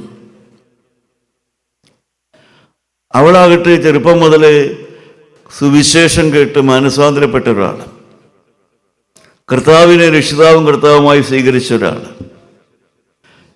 എനിക്ക് ഇതൊരു അംഗീകരിക്കാൻ സാധിക്കുന്നില്ല. എൻ്റെ ഉള്ളം സമ്മതിക്കുന്നില്ല. അങ്ങനെ ഒരു ഭാര്യയോടുകൂടെ എങ്ങനെ ജീവിക്കും? എങ്ങനെ കുടുംബജീവിതം നയിക്കും? എനിക്കിഷ്ടം ഈ ലോകമാണ്, ലോകത്തിൻ്റെ വഴികളാണ്, മദ്യപാനമാണ്, കൂട്ടുകെട്ടാണ് എനിക്കിഷ്ടം. പക്ഷേ ജീവിതത്തിലേക്ക് വന്ന ഭാര്യ നേരെ വിപരീതമായി കർത്താവിനെ സ്വീകരിക്കുന്ന ഒരാൾ. ഇതെങ്ങനെ സാധിക്കും ജീവിതം? ഞാൻ വരഞ്ഞു പോയിട്ടുള്ളൊരു മനുഷ്യനാണ്. ഇതിനെക്കൊണ്ട് സാധിക്കില്ല എന്ന് ഞാൻ പറഞ്ഞിട്ടുള്ള മനുഷ്യനാണ്. ദൈവത്തിന് സ്തോത്രം. ഞാനൊരു സംഭവം പറയാം. നിങ്ങളൊരു പക്ഷേ അത് തമാശ പോലെ നിങ്ങൾക്ക് തോന്നിയേക്കാം. ഞാൻ ജനിച്ചു വളർന്ന എൻ്റെ വീടിൻ്റെ മുമ്പിൽ ഒരു കുരിശുപള്ളി ഉണ്ടായിരുന്നു. ഒരു കുരിശുപള്ളിയാണ്. ദൈവമക്കളെ, ഞാനൊരു പുരാതന സഭയിൽപ്പെട്ട ആളാണെന്ന് ഞാൻ പറഞ്ഞല്ലോ. അപ്പോൾ ചെറുപ്പം മുതലേ ഞങ്ങൾക്ക് എന്നെ വീട്ടിലൊക്കെ പഠിപ്പിച്ചിട്ടുണ്ട്, പനി മാറണമെങ്കിൽ അവിടെ ഒരു ആ കുരിശുപള്ളിയിൽ ചുറ്റുവിളക്ക് കത്തിക്കണം, പരീക്ഷ വരുമ്പോൾ ആ കുരിശുപള്ളിയിൽ ചുറ്റുവിളക്ക് കത്തിക്കണം. അങ്ങനെ അതൊക്കെ കാര്യം നടക്കണമെങ്കിൽ, എന്തെങ്കിലുമൊക്കെ വേണമെങ്കിൽ ആ കുരിശുപള്ളിയിൽ ചുറ്റുവിളക്ക് കത്തിക്കണം. അപ്പോൾ ഞാനും തീരുമാനിച്ചു, ഈ ഭാര്യ ഇങ്ങനെ മാനസാന്തരപ്പെട്ട ഒരാള് ഇങ്ങനെയൊക്കെയാണ്, പക്ഷെ അവൾക്ക് എന്നോട് വലിയ സ്നേഹമാണ്. ഞാൻ മദ്യപിച്ചൊക്കെ വന്നാലും ഭാര്യയ്ക്ക് എന്നോട് വലിയ സ്നേഹമാണ്. മദ്യപിച്ച് വന്നെന്ന് വെച്ചാൽ വഴക്കൊന്നുമില്ല, അതുകൊണ്ട് വലിയ കോപമൊന്നും കാണിക്കത്തില്ല. പക്ഷേ അവൾ എൻ്റെ ചോറെടുത്ത് തരും, ഞങ്ങൾ ഒരുമിച്ച് കിടന്നുറങ്ങും. പക്ഷേ ഞാൻ ഒരൊറക്കം കഴിഞ്ഞ് ഞാൻ എഴുന്നേറ്റ് നോക്കുമ്പോൾ ഭാര്യയെ കാണത്തില്ല. അന്ന് ഞാൻ ഇലക്ട്രിസിറ്റി ബോർഡിൽ ആലുവയിൽ ക്വാർട്ടേഴ്സിൽ താമസിക്കുക. ഭാര്യയെ കാണൂല. ഞാൻ നോക്കി എങ്ങോട്ട് പോയി. അപ്പുറത്തെ മുറിയിലുണ്ട്, പ്രാർത്ഥിക്കണത് കേൾക്കാം. അപ്പുറത്തെ മുറിയിലിരുന്ന് പ്രാർത്ഥിക്കുന്നത് ഞാൻ ചിലപ്പോഴൊക്കെ പുറകിൽ പോയിരുന്ന് കേട്ടിട്ടുണ്ട്. എന്തായിരിക്കും ഇവളീ പ്രാർത്ഥിക്കണത്?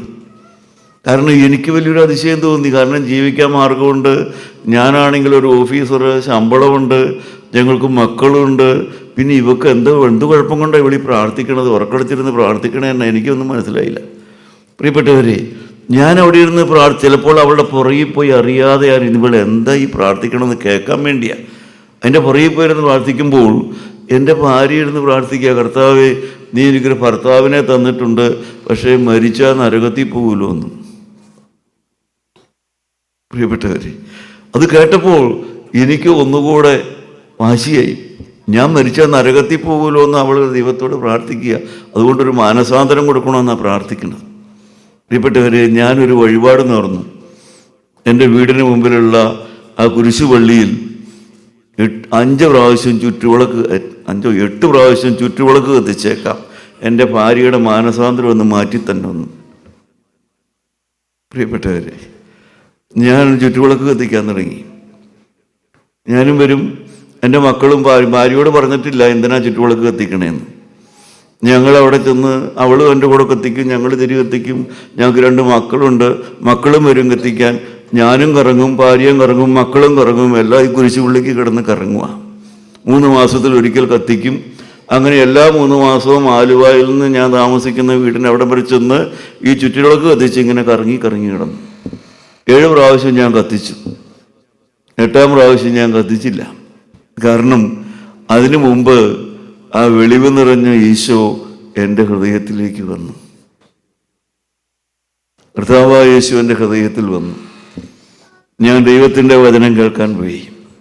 പ്രിയപ്പെട്ടവരെ, വചനം കേട്ടപ്പോൾ സക്കായിയെ നീ വേഗം ഇറങ്ങി വാ എന്ന് പറയുന്ന ജീവനുള്ള ദൈവത്തിൻ്റെ വചനം കേട്ടപ്പോൾ എനിക്കറിയില്ല, എന്തുകൊണ്ടെന്ന് എനിക്കറിയില്ല, എൻ്റെ ഹൃദയത്തിലേക്ക് ആ വചനം കടന്നു വന്നു.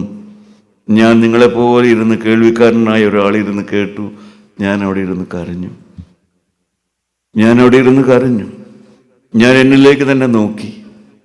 എനിക്ക് ജോലിയുണ്ട്, ഞാനൊരു ഓഫീസറൊക്കെയാണ്, എനിക്കൊരു വണ്ടിയുണ്ട്, എനിക്ക് വീടുണ്ട്, എനിക്ക് മക്കളുണ്ട്, എനിക്ക് ഭാര്യയുണ്ട്, എനിക്കെല്ലാം ഉണ്ട്. പിന്നെ എനിക്ക് എന്താ ഇല്ലാത്തത്? എൻ്റെ ഹൃദയത്തിൽ യേശുവില്ല. എൻ്റെ പ്രിയപ്പെട്ടവരെ, ഞാനിതുപോലെ കസേരയിലിരുന്നു കൊണ്ട് ഞാനൊന്ന് പ്രാർത്ഥിച്ചു, കർത്താവായ യേശുവേ, എൻ്റെ ഹൃദയത്തിലേക്ക് കടന്നു വരണമേ, എൻ്റെ ഹൃദയത്തിലേക്ക് കടന്നു വരണമേ എന്ന് ഞാൻ പ്രാർത്ഥിച്ചു. എൻ്റെ പ്രിയപ്പെട്ടവരെ, എന്ന് എനിക്കറിയാം, എൻ്റെ ഹൃദയത്തിലേക്ക് ഞാൻ ചെയ്ത പാപം മുഴുവൻ എൻ്റെ കണ്ണിൻ്റെ മുമ്പിലേക്ക് വന്നു. ഞാൻ അവിടെ ഇരുന്ന് കരഞ്ഞു. ഞാൻ ഹൃദയത്തിലേക്ക് വന്നു. യേശു എൻ്റെ ഹൃദയത്തിലേക്ക് വന്നു. എൻ്റെ ഹൃദയത്തിലേക്ക് യേശു ക്രിസ്തു വന്നു. ദൈവത്തിന് സ്തോത്രം. ഞാൻ ആ മീറ്റിംഗ് കഴിഞ്ഞ് ഒരു സ്കൂട്ടർ ഓടിച്ച് ഞാൻ എൻ്റെ വീട്ടിലേക്ക് പോയത് ഓർക്കുന്നുണ്ട്. എൻ്റെ വീട്ടിലേക്ക് ചെന്നു. എൻ്റെ വീടിൻ്റെ അടുക്കളയിലേക്ക് ഞാൻ ചെന്നു. എൻ്റെ അമ്മച്ചി അവിടെയുണ്ട്. എൻ്റെ അമ്മച്ചിയെ ജീവിച്ചിരിക്കുന്നുണ്ട്. നിങ്ങൾക്ക് സ്ത്രീകൾക്കറിയാമല്ലോ, അമ്മച്ചി കഞ്ഞി വാർത്തുകൊണ്ടിരിക്കുക, തിളച്ച കഞ്ഞി ഇങ്ങനെ വാർത്തുകൊണ്ടിരിക്കുക. ഞാൻ എൻ്റെ അമ്മച്ചിയെ കെട്ടിപ്പിടിച്ചു. കഞ്ഞി മറിഞ്ഞു പോകല്ലോ എന്നോർത്ത് ആ തിളച്ച കഞ്ഞിപ്പാത്രത്തോടുകൂടെ അമ്മച്ചിയെ കെട്ടിപ്പിടിച്ചു. എന്നിട്ട് ഞാൻ അമ്മച്ചിയോട് പറഞ്ഞു, അമ്മച്ചിയുടെ മകൻ ഒരു പുതിയ മകനാണ്. എൻ്റെ പ്രിയപ്പെട്ടവരെ, കർത്താവായ യേശു ക്രിസ്തു എൻ്റെ ഹൃദയത്തിൽ വന്നു. ഈ പാർത്തലത്തിൽ സൃഷ്ടികർത്തനവൻ എൻ്റെ ഉള്ളത്തിൽ വന്നതിനാൽ, ഈ പാർത്തലത്തിൽ സൃഷ്ടികർത്തനവൻ എൻ്റെ ഉള്ളത്തിൽ വന്നതിനാൽ, ആനന്ദമേ പരമാനന്ദമേ ഇത് സ്വർഗീയ സന്തോഷമേ. ആനന്ദമേ പരമാനന്ദമേ ഇത് സ്വർഗീയ സന്തോഷമേ. ഈ പാതലത്തിൽ സൃഷ്ടികർത്തനവൻ എന്റെ ഉള്ളത്തിൽ വന്നതിനാ. മതിവപ്പെട്ടവരെ, അന്നാണ് എൻ്റെ ഭാവി നന്നാകാൻ തുടങ്ങിയത്. അതിനു മുമ്പ് എനിക്ക് ഭൗതികമായ ഭാവിയുണ്ട്. ശമ്പളവും ജീവിതവും എല്ലാം ഉണ്ട്, വരുമാനവും എല്ലാം ഉണ്ട്. പക്ഷേ അന്ന് മുതൽ എനിക്ക് ഭാവി ഉണ്ടാകാൻ തുടങ്ങി. എൻ്റെ ജീവിതത്തിൽ സമാധാനം ഉണ്ടാകാൻ തുടങ്ങി. ഞങ്ങൾ ഒരുമിച്ചിരുന്ന് പ്രാർത്ഥിക്കാൻ തുടങ്ങി. ഞങ്ങളുടെ മക്കളെ ഓർത്ത് പ്രാർത്ഥിക്കാൻ തുടങ്ങി. ഞങ്ങളുടെ മക്കൾക്കെല്ലാം ബുദ്ധി, അവരൊന്നും വലിയ ബുദ്ധിമാന്മാരൊന്നും ആയിരുന്നില്ല. പക്ഷേ ഈ ആവശ്യത്തിനുള്ള ബുദ്ധി ദൈവം കൊടുത്തു തുടങ്ങി.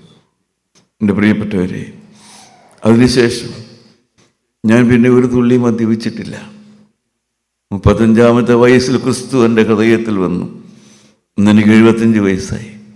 ഒരു തുള്ളി ഞാൻ മദ്യപിച്ചിട്ടില്ല. ഒരു സിനിമാശാലയിലേക്ക് അതിനുശേഷം ഞാൻ പോയിട്ടില്ല. എൻ്റെ ഭാര്യ ഉണ്ടാക്കി തന്ന ആഹാരം ഒരു ദിവസം പോലും ഞാൻ തള്ളി മാറ്റി, പ്രിയപ്പെട്ടവരെ, വെറുപ്പോടെ കയ്പോടെ ഞങ്ങൾക്ക് മാറിക്കിടക്കേണ്ടി വന്നിട്ടില്ല. കാരണം യേശുക്രിസ്തു ജീവിക്കുന്ന ദൈവമാണ്. യേശുക്രിസ്തു ജീവിക്കുന്ന ദൈവമാണ്. പ്രിയപ്പെട്ടവരെ, ഈ ഭൂമിയിൽ ജീവിക്കുന്ന കാലത്ത് കണ്ണുനീരിൻ്റെ ഒരു കാലമുണ്ടായിരുന്നു. എന്നാൽ മാനസാന്തരം എൻ്റെ പ്രിയപ്പെട്ടവരെ ജീവിതത്തിൻ്റെ ഗതി മാറ്റി തന്നു. എൻ്റെ സഹോദരീ സഹോദരന്മാരോട് എനിക്ക് പറയാനുള്ളത്, ദൈവമക്കളെ, നിങ്ങളുടെ ഹൃദയത്തിലേക്ക് നിങ്ങൾ യേശുക്രിസ്തുവിനെ വിളിക്കുക. നിങ്ങൾ ഏത് സഭയിൽപ്പെട്ടവരാകട്ടെ, നിങ്ങളുടെ വിദ്യാഭ്യാസ നിലവാരം ഏതുമാകട്ടെ, നിങ്ങളുടെ കുടുംബ പ്രാരാബ്ദം എന്തുമാകട്ടെ, പ്രിയപ്പെട്ടവരെ, ക്രിസ്തുവിനെ നിങ്ങളുടെ ഹൃദയത്തിലേക്ക് വിളിക്കുക. യേശു ഹൃദയത്തിലേക്ക് വരട്ടെ. യേശു ഹൃദയത്തിലേക്ക് വന്നാൽ നിങ്ങളുടെ ഹൃദയത്തിൻ്റെ അവസ്ഥ മാറും. നിങ്ങളുടെ കുടുംബത്തിൻ്റെ അകൽച്ച മാറും. നിങ്ങളുടെ കുടുംബത്തിലെ ഭിന്നത മാറും. നിങ്ങളുടെ കുടുംബത്തിലെ ഐക്യം വരും. ജീവനുള്ള ദൈവത്തിൻ്റെ സാന്നിധ്യം നിങ്ങൾക്ക് അനുഭവിക്കാൻ സാധിക്കും. എൻ്റെ പ്രിയപ്പെട്ടവരെ, ഇവനാണ് കർത്താവായ യേശു ക്രിസ്തു. ജീവിതത്തിൽ നമ്മുടെ പരാജയത്തിൽ നിന്ന് ദൈവമക്കളെ നാം ഓടി മാറാൻ നോക്കും. ദാവീദ് രാജാവ് ദൈവത്തോട് പ്രാർത്ഥിച്ചു, ദൈവമേ, എനിക്ക് 2 ചിറക് തരാവോ എന്ന്. 55-ാം സങ്കീർത്തനം, 55-ാമത്തെ സങ്കീർത്തനം നമുക്കെടുത്താൽ അതിൻ്റെ 5-ാമത്തെ വാക്യമായിരിക്കണം. ഒന്ന് വായിച്ചു നോക്കാം.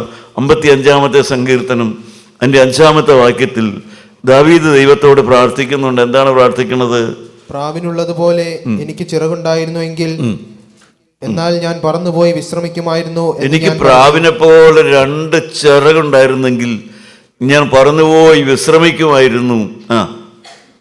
അതെ, ഞാൻ ദൂരത്ത് സഞ്ചരിച്ച് മരുഭൂമിയിൽ പാർക്കുമായിരുന്നു. ഞാൻ എങ്ങനെയെങ്കിലും എൻ്റെ ഈ സാഹചര്യത്തിൽ നിന്ന് മാറി ഞാനൊന്ന് വിശ്രമിക്കുമായിരുന്നു. കൊടുങ്കാറ്റിൽ നിന്നും പെരുങ്കാറ്റിൽ നിന്നും ബന്ധപ്പെട്ട് ഞാനൊരു സങ്കേതത്തിലേക്ക് ഓടിപ്പോകുമായിരുന്നു. പ്രിയപ്പെട്ടവരെ, ജീവിതത്തിൽ പരാജയം നേരിടുക, പ്രതിസന്ധി നേരിടുക, പരിഹരിക്കാനാവാത്ത ആപത്ത് നേരിടുക, ജീവിതത്തിൽ കൊടുങ്കാറ്റടിക്കുമ്പോൾ ദാവീദ് പ്രാർത്ഥിച്ചു, ദൈവമേ, എനിക്ക് വേറെ ഒന്നും വേണ്ട, 2 ചിറക് തന്നാൽ മതി. എനിക്ക് ഈ പ്രശ്നത്തിൽ നിന്നെല്ലാം ഒന്ന് ഓടി മാറണം. എനിക്ക് എങ്ങനെയും ഒന്ന് ഓടി മാറണം, പറന്നു മാറണം. ഈ സാഹചര്യം എന്നെ നശിപ്പിക്കുന്നു.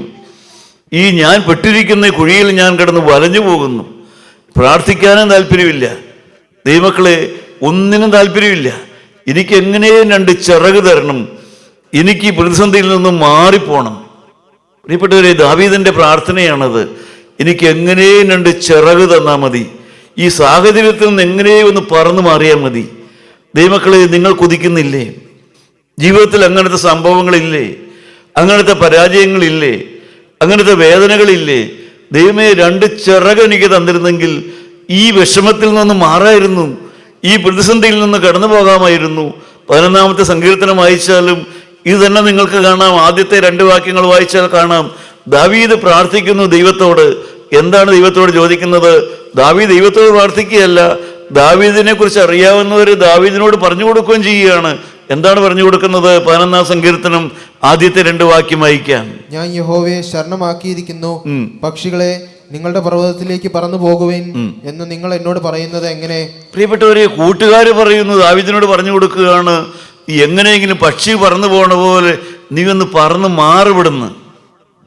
പ്രിയപ്പെട്ടവരെ, നമ്മുടെ ജീവിതത്തിൽ എത്രയോ പരാജയങ്ങൾ നാം നേരിടുന്നു. നാം പറന്ന് മാറാൻ ആഗ്രഹിക്കുന്നു, നാം പ്രതിസന്ധി മാറാൻ ആഗ്രഹിക്കുന്നു. എങ്ങനെയെങ്കിലും ഒന്ന് പറന്നു പോയാൽ മതി. നമ്മളെ അറിയാവുന്നവർ നമ്മളോട് പറയുന്നു, എങ്ങനെയും നീ ഒന്ന് ഒഴിവാകുക. പലതും നമ്മളെ ഉപദേശിക്കുന്നു. ജീവിതത്തെ നേരിടാൻ നമുക്ക് കരുത്തില്ല, പ്രതിസന്ധിയെ നേരിടാൻ കരുത്തില്ല, ജീവിത സാഹചര്യത്തെ നേരിടാൻ കരുത്തില്ല, നമുക്ക് പിടിച്ചു നിൽക്കാൻ കഴിവില്ല. ദാവീദ് ദൈവത്തോട് ചോദിച്ചു, എനിക്ക് 2 ചിറക് തരാമോ? പക്ഷേ ദൈവം ദാവീദിന് ചിറക് കൊടുത്തില്ല. ദാവീദിന് ദൈവം എന്താണ് കൊടുത്തത്? അതിൻ്റെ 17-ാമത്തെ വാക്യം വായിച്ചു നോക്കാം. 55-ാം സങ്കീർത്തനം 17-ാമത്തെ വാക്യത്തിൽ ദൈവം ദാവീദിന് എന്താണ് കൊടുത്തത്? ചിറകാണ് ദാവീദ് ചോദിച്ചത്. ദൈവം എന്താണ് കൊടുത്തത്? 17-ാമത്തെ വാക്യം വായിച്ചു നോക്കാം. ഞാൻ വൈകുന്നേരത്തും കാലത്തും ഉച്ചയ്ക്കും സങ്കടം ബോധിപ്പിച്ച് കരയും. ദാവീദിന് ദൈവം കൊടുത്തത് വൈകുന്നേരത്തും കാലത്തും ഉച്ചയ്ക്കും സങ്കടം ബോധിപ്പിച്ച് ദൈവസന്നിധിയിൽ കരയാനുള്ളൊരു ഭാഗ്യം കിട്ടി. പ്രിയപ്പെട്ടവരെ, ജീവിതത്തിൽ നിരന്തരമായി മടുത്തു പോകാതെ നിത്യനായ ദൈവത്തോട് കരഞ്ഞ് പ്രാർത്ഥിക്കാനുള്ളൊരു ഭാഗ്യം ദാവീദിന് ദൈവം കൊടുത്തു. വൈകുന്നേരത്തും കാലത്തും ഉച്ചയ്ക്കും സങ്കടം ബോധിപ്പിച്ച് കരയും. എന്നെ കേൾക്കുന്ന പ്രിയപ്പെട്ടവരെ, നിങ്ങൾ ദൈവസന്നിധിയിൽ കരഞ്ഞ് പ്രാർത്ഥിക്കുന്നവരാണോ? ഒളിച്ചോടാൻ സാധ്യമല്ല പ്രിയപ്പെട്ടവരെ.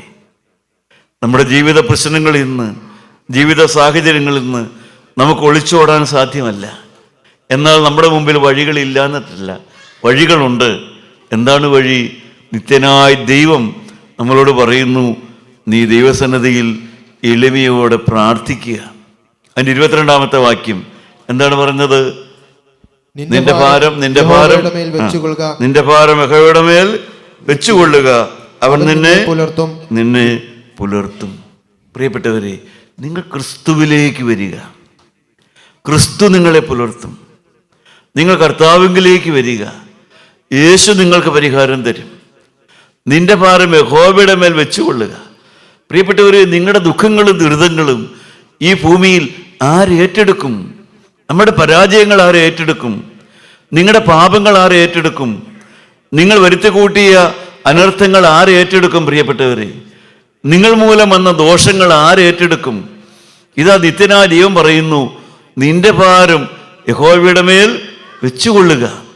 പത്രോസ് അപ്പോസ്തലൻ പറയും, അവൻ നിങ്ങൾക്കായി കരുതുന്നതാകിയാൽ നിങ്ങളുടെ സകല ചിന്താകുലവും അവൻ്റെ മേൽ വെച്ചുകൊള്ളുവീൻ. പ്രിയപ്പെട്ടവരെ, കർത്താവായ യേശുക്രിസ്തു നിങ്ങൾക്ക് വേണ്ടി കരുതുന്നവനാണ്. ആ കരുതുന്നവനായ കർത്താവിൻ്റെ അടുക്കിലേക്ക് വന്ന് പ്രിയപ്പെട്ടവരെ, നിങ്ങളുടെ ഭാരങ്ങൾ അവനോട് പറയണം. അതാണ് ഈ പ്രാർത്ഥനാ കൂട്ടായ്മകളിലേക്ക് കടന്നു വരുമ്പോൾ നമുക്ക് പ്രാർത്ഥിക്കാനുള്ള ബലം കിട്ടുന്നു. നമുക്ക് ഒരുമിച്ച് കൂടി പ്രാർത്ഥിക്കാനുള്ള ബലം കിട്ടുന്നു. നമ്മുടെ സങ്കടങ്ങൾ പറഞ്ഞ് പ്രാർത്ഥിക്കാനുള്ള ബലം കിട്ടുന്നു. നിങ്ങൾക്കറിയാം, ഒരു പ്രാർത്ഥനാ ബോക്സൊക്കെ കൊണ്ടുവയ്ക്കുന്നുണ്ട്. എന്തെല്ലാം വിഷയങ്ങളാണ് ഇതിൽ കൂടെ വരുന്നത്, എന്തെല്ലാം കഥകളാണ് ഇതിൽ കൂടെയെല്ലാം വരുന്നത്. ഓരോ സ്ഥലത്തും ഓരോ ദിവസങ്ങളിലും കടന്നു വരുന്നത്. ദൈവമക്കളെ, എന്താണ് പരിഹാരം? ആരാണ് നമ്മുടെ ജീവിതത്തെ നന്നാക്കി തരിക? നമുക്കായി കരുതുന്ന ഒരുവനേ ഉള്ളൂ, കർത്താവായ യേശുക്രിസ്തു. അവന് വേണ്ടി പ്രാർത്ഥിക്കുക. വൈകുന്നേരത്തും കാലത്തും ഉച്ചയ്ക്കും സങ്കടം ബോധിപ്പിച്ച് കരയുക. ക്രിസ്തുവുമായിട്ട് ഒരു ബന്ധം കിട്ടുക, കർത്താവായ യേശുക്രിസ്തുവുമായി ഒരു ബന്ധം കിട്ടുക. ദൈവമക്കളെ, നിസ്സാരനായി എനിക്കൊക്കെ ആകെ കിട്ടിയ ഭാഗ്യം എന്ന് പറയുന്നത് കർത്താവുമായിട്ടുള്ളൊരു ബന്ധം. അവനെൻ്റെ പ്രിയൻ, യേശുവിനോടൊരു ബന്ധം, എല്ലാം തുറന്നു പറയാനുള്ളൊരു ബന്ധം. സകല പരാജയങ്ങളും തോൽവികളും പ്രിയപ്പെട്ടവരെ, എല്ലാ നിരാശകളും ആശങ്കകളും എല്ലാം കർത്താവിൻ്റെ മുമ്പിലിരുന്ന് പറയുക. എന്തെല്ലാം ചുമടുകൾ, എന്തെല്ലാം ഭാരങ്ങൾ, എല്ലാം തുറന്നു പറയുക. ദൈവമക്കളെ, നിങ്ങൾ അനുഭവിച്ചിട്ടുണ്ടോ? യഹോവ നല്ലവനെന്ന് രുചിച്ചറിയുവീൻ. ദൈവത്തിന് സ്തോത്രം. ദൈവത്തോട് അടുത്ത് വരുവീൻ, അവൻ നിങ്ങളോട് അടുത്തു വരും. പ്രിയപ്പെട്ടവരെ, അനേകർക്കും സംശയിച്ച് മാറി നിൽക്കുകയാണ്. കാരണം ഞാൻ ഒരു കാലത്ത് ഓർത്തിട്ടുണ്ട്, ഈ മാനസാന്തരം എന്നൊക്കെ പറഞ്ഞാൽ അത് പറ്റുകയല്ല. കാരണം വേദപുസ്തകം പിടിച്ചുകൊണ്ട് നടക്കണം, പിന്നെ പ്രാർത്ഥിക്കാനൊക്കെ പോകണം. ഇതൊക്കെ മനുഷ്യർക്ക് പറ്റുന്ന കാര്യമല്ല എന്ന് ധരിച്ചു. എന്നാൽ ഇന്ന് ഞാൻ അനുഭവിക്കുന്നു ഈ പുസ്തകം തരുന്ന സന്തോഷം, ഈ പുസ്തകം വായിക്കുമ്പോൾ കിട്ടുന്ന ആശ്വാസം, കർത്താവിൻ്റെ സന്നിധിയിൽ പരാജയങ്ങൾ തുറന്നു പറഞ്ഞുകൊണ്ട് പ്രിയപ്പെട്ടവരെ ജീവിക്കുമ്പോൾ കിട്ടുന്ന സന്തോഷം. നിങ്ങൾക്കറിയാമല്ലോ മുടിയനായ പുത്രനെ നിങ്ങൾക്ക് കേട്ടിട്ടില്ലേ? വേദപുസ്തകം കേട്ടിട്ടില്ലേ? പ്രിയപ്പെട്ടവരെ, അവൻ്റെ അപ്പൻ്റെ മുമ്പിൽ നിൽക്കാൻ ധൈര്യമില്ല, അവന് സമൂഹത്തെ നേരിടാൻ ധൈര്യമില്ല. അവൻ പരാജിതനാണ്, അവൻ തോറ്റവനാണ്, അവൻ ജീവിതത്തെ താറുമാറാക്കിയവനാണ്. അവൻ്റെ ജീവിതത്തിൽ അവൻ ആരുടെയും മുമ്പിൽ നിൽക്കാൻ ധൈര്യമില്ല. പ്രിയപ്പെട്ടവരെ, എന്നാൽ അവൻ എന്താണ് ചെയ്തത്? ജീവിതത്തിൽ പരാജയപ്പെട്ട ആ മുടിയനായ പുത്രൻ അവൻ എന്താണ് ചെയ്തത്? അതാണ് നിങ്ങൾ ചെയ്യേണ്ടത്. നിങ്ങളുടെ ഭാവി നന്നാക്കി കിട്ടാൻ പ്രിയപ്പെട്ടവരെ എന്താണ് വഴി? അവൻ എന്താ ചെയ്തത്? അവൻ ആരുടെ മുമ്പിൽ നിൽക്കാൻ ധൈര്യമില്ല. അവന് ലഭിച്ച ജീവിതം അവൻ താറുമാറാക്കിയതാണ്. മുടിയനായ പുത്രൻ അവന് കിട്ടിയ സമ്പത്ത് നഷ്ടമാക്കി, അവൻ്റെ ആരോഗ്യം നഷ്ടമാക്കി, അവൻ്റെ സ്വഭാവം നഷ്ടമാക്കി, അവൻ ജീവിക്കാൻ മാർഗമില്ലാതെയായി. അങ്ങനെ ആരെയെ ഫേസ് ചെയ്യാൻ കഴിവില്ലാതിരുന്ന ആ മനുഷ്യൻ, പ്രിയപ്പെട്ടവർ, അവൻ എന്ത് ചെയ്തു? അവന് ദൈവം ഒരു കൃപ കൊടുത്തു. അവൻ്റെ പാപം മൂടി വയ്ക്കാതെ അവൻ്റെ പാപം തുറന്നു പറയാനുള്ള ഒരു കൃപ അവന് കിട്ടി. ഞാൻ സ്വർഗത്തോടും നിന്നോടും പാപം ചെയ്തു എന്ന് സ്വന്തം അപ്പനോട് പറയാനുള്ള ഒരു വെളിവ് അവന് കിട്ടി. ദൈവമക്കളെ, അതാണ് അവന് കിട്ടിയ വെളിവ്. അവന് വേറെ ഉദ്യോഗമൊന്നും കിട്ടിയില്ല. അവിടെ അവന് ആദ്യം ഉദ്യോഗം തന്നെ കിട്ടിയത്. ഉദ്യോഗം കിട്ടുന്നതല്ല ഭാഗ്യം, പണം കിട്ടുന്നതല്ല ഭാഗ്യം. പ്രിയപ്പെട്ടവരെ, സ്വന്തം അപ്പനോട് ഞാൻ സ്വർഗത്തോടും എൻ്റെ വീട്ടിലുള്ളവരോടും പാപം ചെയ്തു, അത് തുറന്നു പറയാനുള്ളതായ ആ ഒരു എളിമ അവന് കിട്ടി. അവിടെയാണ് അവന് ഭാവി തുടങ്ങിയത്. ദൈവമക്കളെ, നിങ്ങളുടെ ഭാവി നിങ്ങൾക്ക് ഉണ്ടാക്കിയെടുക്കാം. അതിനെന്താണ് ചെയ്യേണ്ടത്? പ്രിയപ്പെട്ടവരെ, എന്താ ചെയ്യേണ്ടത്? അവൻ ചെയ്ത കാര്യം തന്നെ, നമ്മുടെ ഹൃദയം തുറക്കുക. നമ്മുടെ ഹൃദയം തുറന്ന് നമ്മുടെ പാപാവസ്ഥ മനസ്സിലാക്കിക്കൊണ്ട് കർത്താവ് യേശുവിനോട് പറയുക, കർത്താവേ, ഞാൻ നിന്നെ വേദനിപ്പിച്ചു, എൻ്റെ കൂടെ ജീവിക്കുന്ന ഭാര്യയെ വേദനിപ്പിച്ചു, എൻ്റെ കൂടെ ജീവിക്കുന്ന ഭർത്താവിനെ വേദനിപ്പിച്ചു, എൻ്റെ മാതാപിതാക്കന്മാരെ വേദനിപ്പിച്ചു. നീ എനിക്ക് തന്ന ജീവിതം ഞാൻ ചീത്തയാക്കി കളഞ്ഞു, ഞാൻ നിന്നെ വേദനിപ്പിച്ചു, സ്വർഗത്തോട് നിന്നോട് ഞാൻ പാപം ചെയ്തു പോയി. ദൈവമക്കളെ, ആ തുറന്നു പറയാനുള്ളതായ ഹൃദയം അവന് കിട്ടിയപ്പോൾ അവൻ്റെ ജീവിതം നശിക്കുകയല്ല ചെയ്തത്, മറിച്ച് അവൻ്റെ ജീവിതം നന്നാക്കി കിട്ടി. പ്രിയപ്പെട്ടവരെ, നമ്മുടെ ഭാവി ദൈവം നമ്മുടെ കയ്യിൽ തന്നെയാണ് തന്നിരിക്കുന്നത്. അതിൻ്റെ താക്കോൽ നമ്മുടെ കയ്യിലാണ്. നിൻ്റെ ഭാവിയുടെ താക്കോൽ നിൻ്റെ കയ്യിലാണ്, അത് വേറെ ആരുടെ കയ്യിലല്ല. അത് നിൻ്റെ കയ്യിലാണ് ദൈവം തന്നിരിക്കുന്നത്. സഹോദരി, നിൻ്റെ കയ്യിലാണ് ദൈവം തന്നിരിക്കുന്നത്. അത് നിനക്ക് നന്നാക്കിയെടുക്കാം. അതിനുള്ള വഴികളാണ് ഞാൻ പറഞ്ഞത്. ഹൃദയം തുറക്കുക, കർത്താവിൻ്റെ മുമ്പിൽ കരയാൻ പഠിക്കുക, രാവിലെയും വൈകിട്ടും പ്രാർത്ഥിക്കാൻ പഠിക്കുക. ദൈവമക്കളെ, എനിക്ക് ലഭിച്ചതുപോലെ ഒരു മാനസാന്തര അനുഭവത്തിലേക്ക് കടന്നു വരിക. ജീവിതത്തിൽ ക്രിസ്തുവിനെ അറിയുക, യേശുവിങ്കിലേക്ക് വരിക, അതിനുള്ള ലജ്ജ മാറ്റി വരിക. ദൈവത്തിന് സ്തോത്രം. മാനസാന്തരം എന്ന വാക്ക് തന്നെ അനേകർക്കും വെറുപ്പുണ്ടാക്കുന്ന വാക്കാണ്. മാനസാന്തരം എന്ന വാക്ക് തന്നെ അനേകർക്കും അത് വേറെ ഏതോ സഭയിലേക്ക് മാറുകയാണെന്നൊക്കെയാണ് വിചാരം. അല്ല പ്രിയപ്പെട്ടവരെ, നമ്മുടെ ജീവിതത്തിൻ്റെ നിയന്ത്രണം കർത്താവിനെ ഏൽപ്പിക്കുക. എൻ്റെ ജീവിതത്തിൻ്റെ കൺട്രോൾ യേശുവിനെ ഏൽപ്പിക്കുക. ഞാൻ ഒരിക്കലും സഭ മാറി ഒന്നും ചെയ്തില്ല. പക്ഷേ ഇന്നെനിക്കറിയാം, എൻ്റെ ജീവിതത്തെ നിയന്ത്രിക്കുന്നത് കർത്താവായ യേശു ക്രിസ്തുവാണ്. അവൻ്റെ ഹൃദയത്തിലേക്ക് ഞാൻ എന്നെ വെച്ചു കൊടുത്തു. പ്രിയപ്പെട്ടവർ, എൻ്റെ ഇഷ്ടത്തിന് വിപരീതമായി ഒഴുക്കിനൊത്ത് ഞാൻ ഒഴുകിക്കൊണ്ടിരുന്നു. എന്നാൽ ഇന്ന് ഒഴുക്കിനെതിരെ പോകാനുള്ള ഒരു മനസ്സ് കർത്താവ് തരുന്നു. ദൈവത്തിന് സ്തോത്രം. ദൈവമക്കളെ, ആ ഭാഗ്യത്തിലേക്കാണ് നിങ്ങൾക്ക് കടന്നു വരാൻ സാധിക്കുമോ? ദൈവത്തിന് സ്തോത്രം. മുടിയനായ പുത്രൻ അവൻ നഷ്ടപ്പെട്ടു പോയ ഭാവി അവൻ തിരിച്ചു പിടിച്ചു.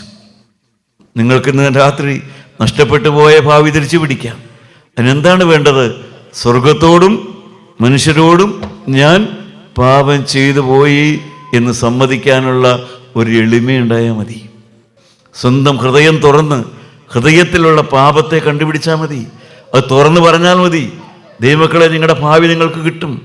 നിങ്ങൾക്ക് മുടങ്ങിയിരിക്കുന്ന പരീക്ഷയിൽ നിങ്ങൾക്ക് ജയിക്കാം. നിങ്ങൾക്ക് തടയപ്പെട്ടിരിക്കുന്നതായ ആ വിദ്യാഭ്യാസം നിങ്ങൾക്ക് പ്രാപിക്കാം.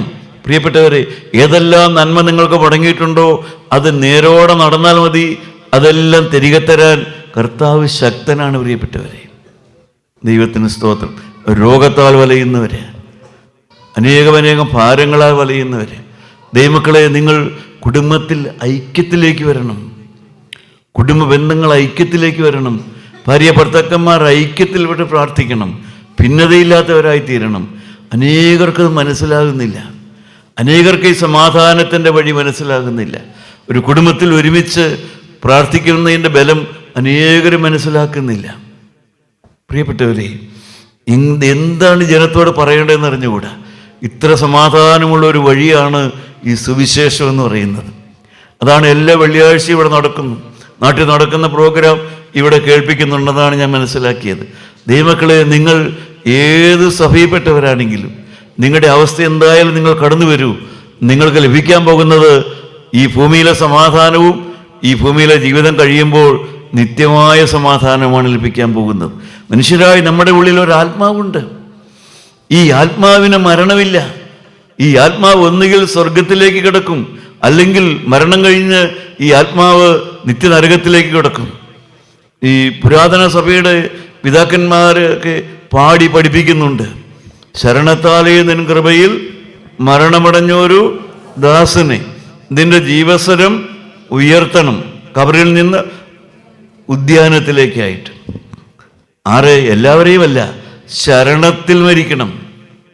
ക്രിസ്തുവിലുള്ള ശരണത്തിൽ മരിക്കണം. യേശു ക്രിസ്തുവിനോടുള്ള ബന്ധത്തിൽ മരിക്കണം.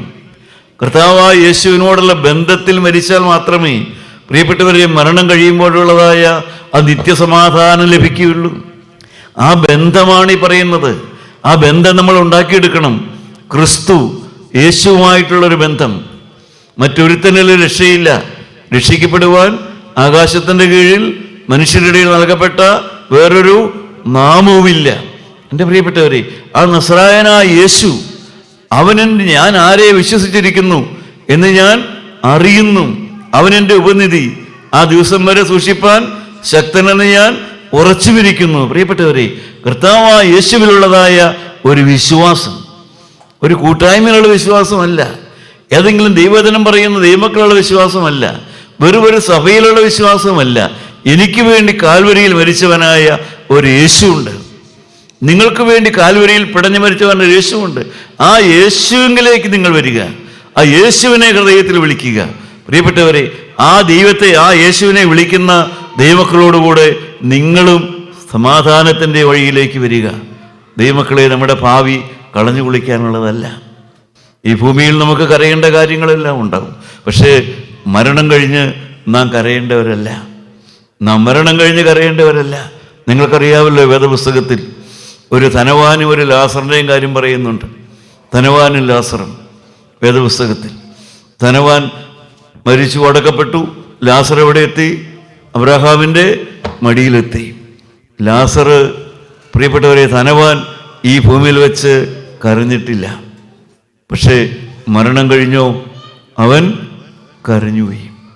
അവൻ മരണം കഴിഞ്ഞാണ് കരഞ്ഞത്. എൻ്റെ പ്രിയപ്പെട്ടവരെ, മരണം കഴിഞ്ഞ് കരയാനിടവരരുത്. 10 കന്യകമാർ മണവാളനെ എതിരേൽക്കാനായിട്ട് പോയി. 5 പേര്, നിങ്ങൾക്കറിയാം, 5 പേര് വാതിലിന് പുറത്തായിപ്പോയി.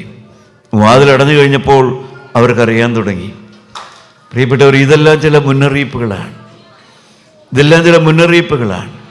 മരണം വരെ കരയാത്ത ധനവാൻ മരണം കഴിഞ്ഞ് അതിവേദനയോടെ കരയാൻ തുടങ്ങി. ദൈവമക്കളെ, ഇതെല്ലാം ഒരു സത്യമാണ്, യാഥാർത്ഥ്യമാണ്. അതുകൊണ്ടാണ് ഇന്ന് രാത്രി നിങ്ങളോട് ദൈവത്തിൻ്റെ വചനം പറയാൻ ഞാനും സ്നേഹത്തോടെ ഇവിടെ നിൽക്കുന്നത്. മരണം കഴിഞ്ഞ് കരയാനിടവരരുത്. അതിനെന്താണ് ചെയ്യേണ്ടത്?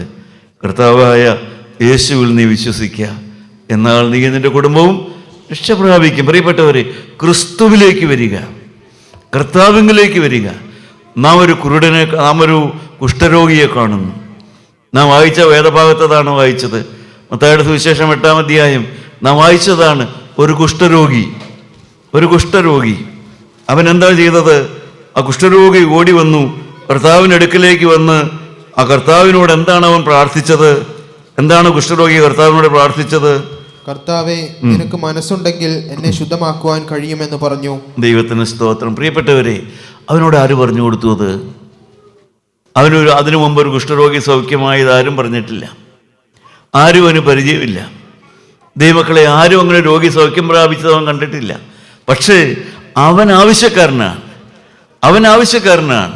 ദൈവമക്കളെ, അവൻ വന്നു കർത്താവിൻ്റെ അടുക്കലേക്ക് വന്നിട്ട് കർത്താവിനോട് ചോദിച്ചു, കർത്താവേ, നിനക്ക് മനസ്സുണ്ടെങ്കിൽ എന്നെ സൗഖ്യമാക്കുവാൻ നിനക്ക് കഴിയും എന്ന് അവൻ യേശുക്രിസ്തുവിൽ വിശ്വസിക്കുകയാണ്.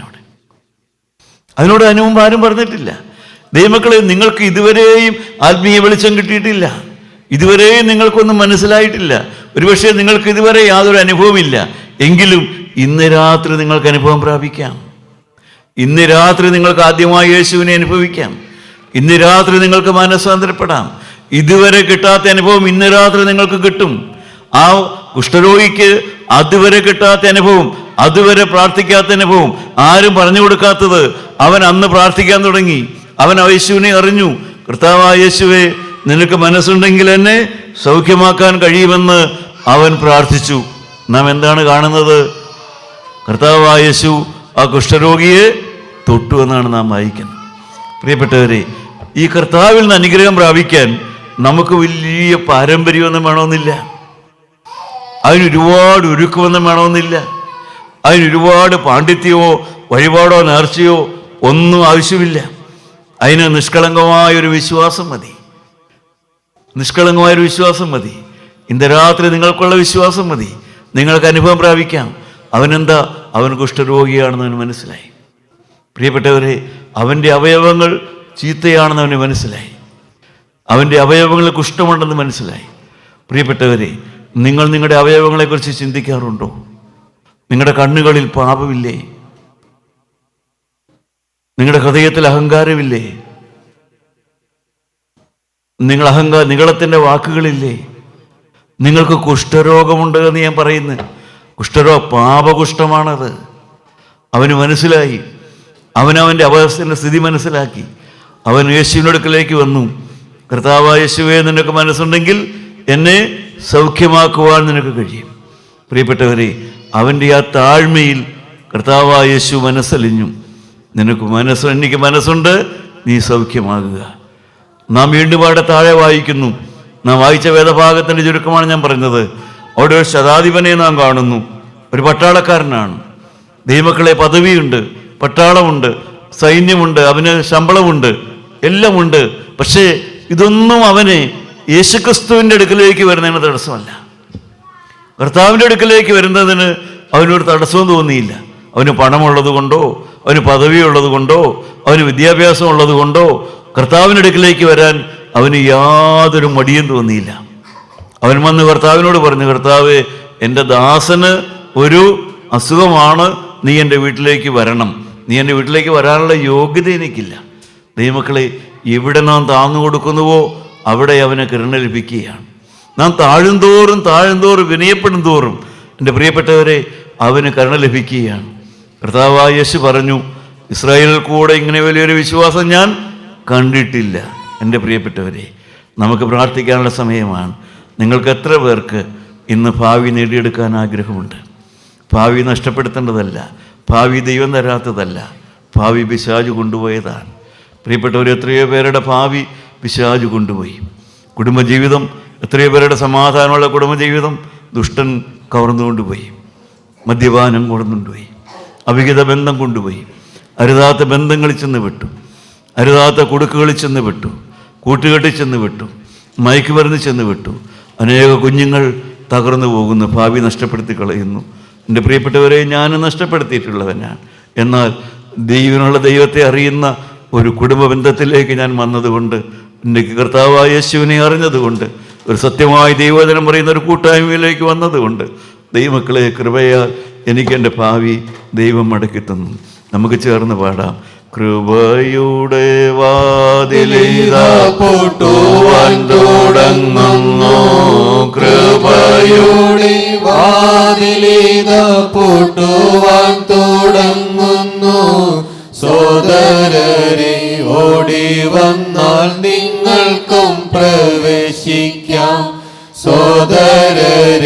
ഓടി വന്നാൽ നിങ്ങൾക്കും പ്രവേശിക്കാം. നമുക്ക് പ്രാർത്ഥിക്കാം. സ്വർഗീയ പിതാവ് നമ്മുടെ മധ്യത്തിലുണ്ട്. പ്രിയപ്പെട്ടവരെ, ക്രൂശിക്കപ്പെട്ടവനായ യേശുവിനെ അല്ലാതെ മറ്റൊന്നും നിങ്ങളോട് പറയാനില്ല. പ്രിയപ്പെട്ടവരെ, അവൻ ഭാവി തരുന്നവനാണ്.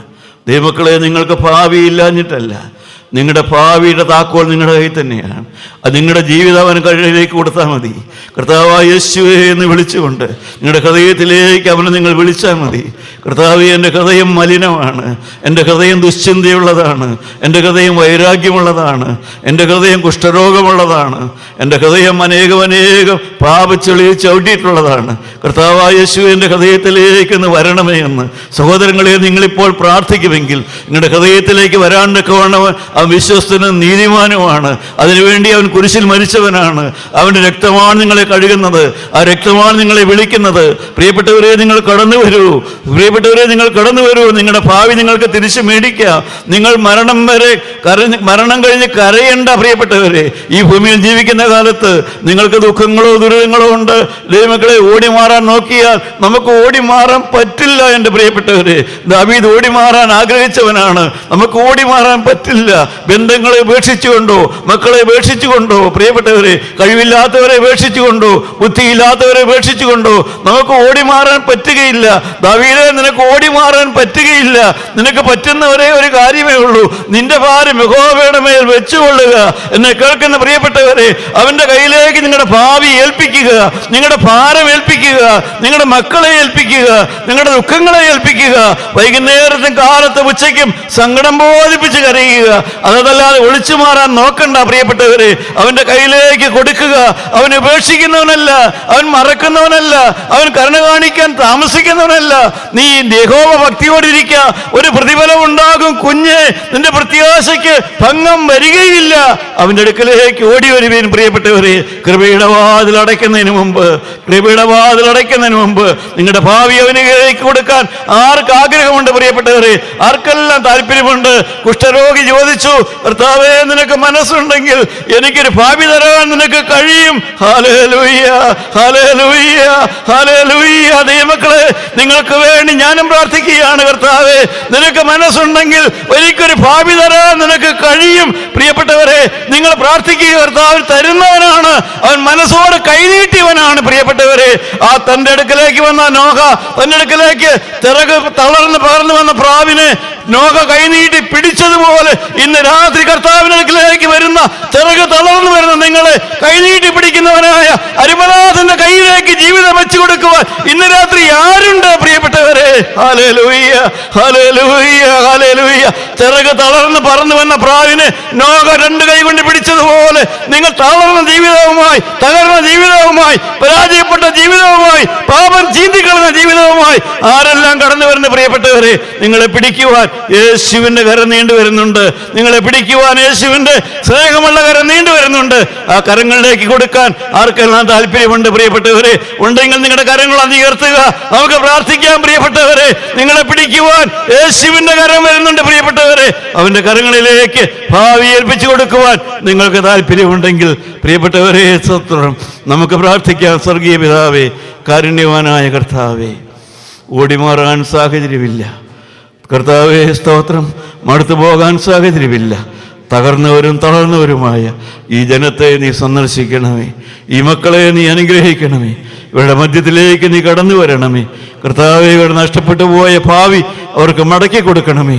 അവർക്ക് മടങ്ങിപ്പോയ നന്മ അവർക്ക് തിരികെ കൊടുക്കണമേ. നന്മയ്ക്കായി ഒരടയാളം കൊടുക്കണമേ. കർത്താവേ, ഹൃദയത്തിലേക്ക് യേശുവിനുള്ളവരായി, യേശുവുള്ള കുടുംബജീവിതം കൊടുത്ത്, യേശുവുള്ള വ്യക്തിജീവിതം കൊടുത്ത്, യേശുവിനോട് കൂടെയുള്ള വിശുദ്ധ ജീവിതം കൊടുത്ത് കർത്താവെ, ഇവരെ നീ സഹായിക്കണമേ എന്ന് പ്രാർത്ഥിക്കുന്നു. നന്മകളാൽ അവരെ അനുഗ്രഹിക്കണമേ. ഇവരുടെ കുഞ്ഞുങ്ങളെ പഠിപ്പിക്കണമേ.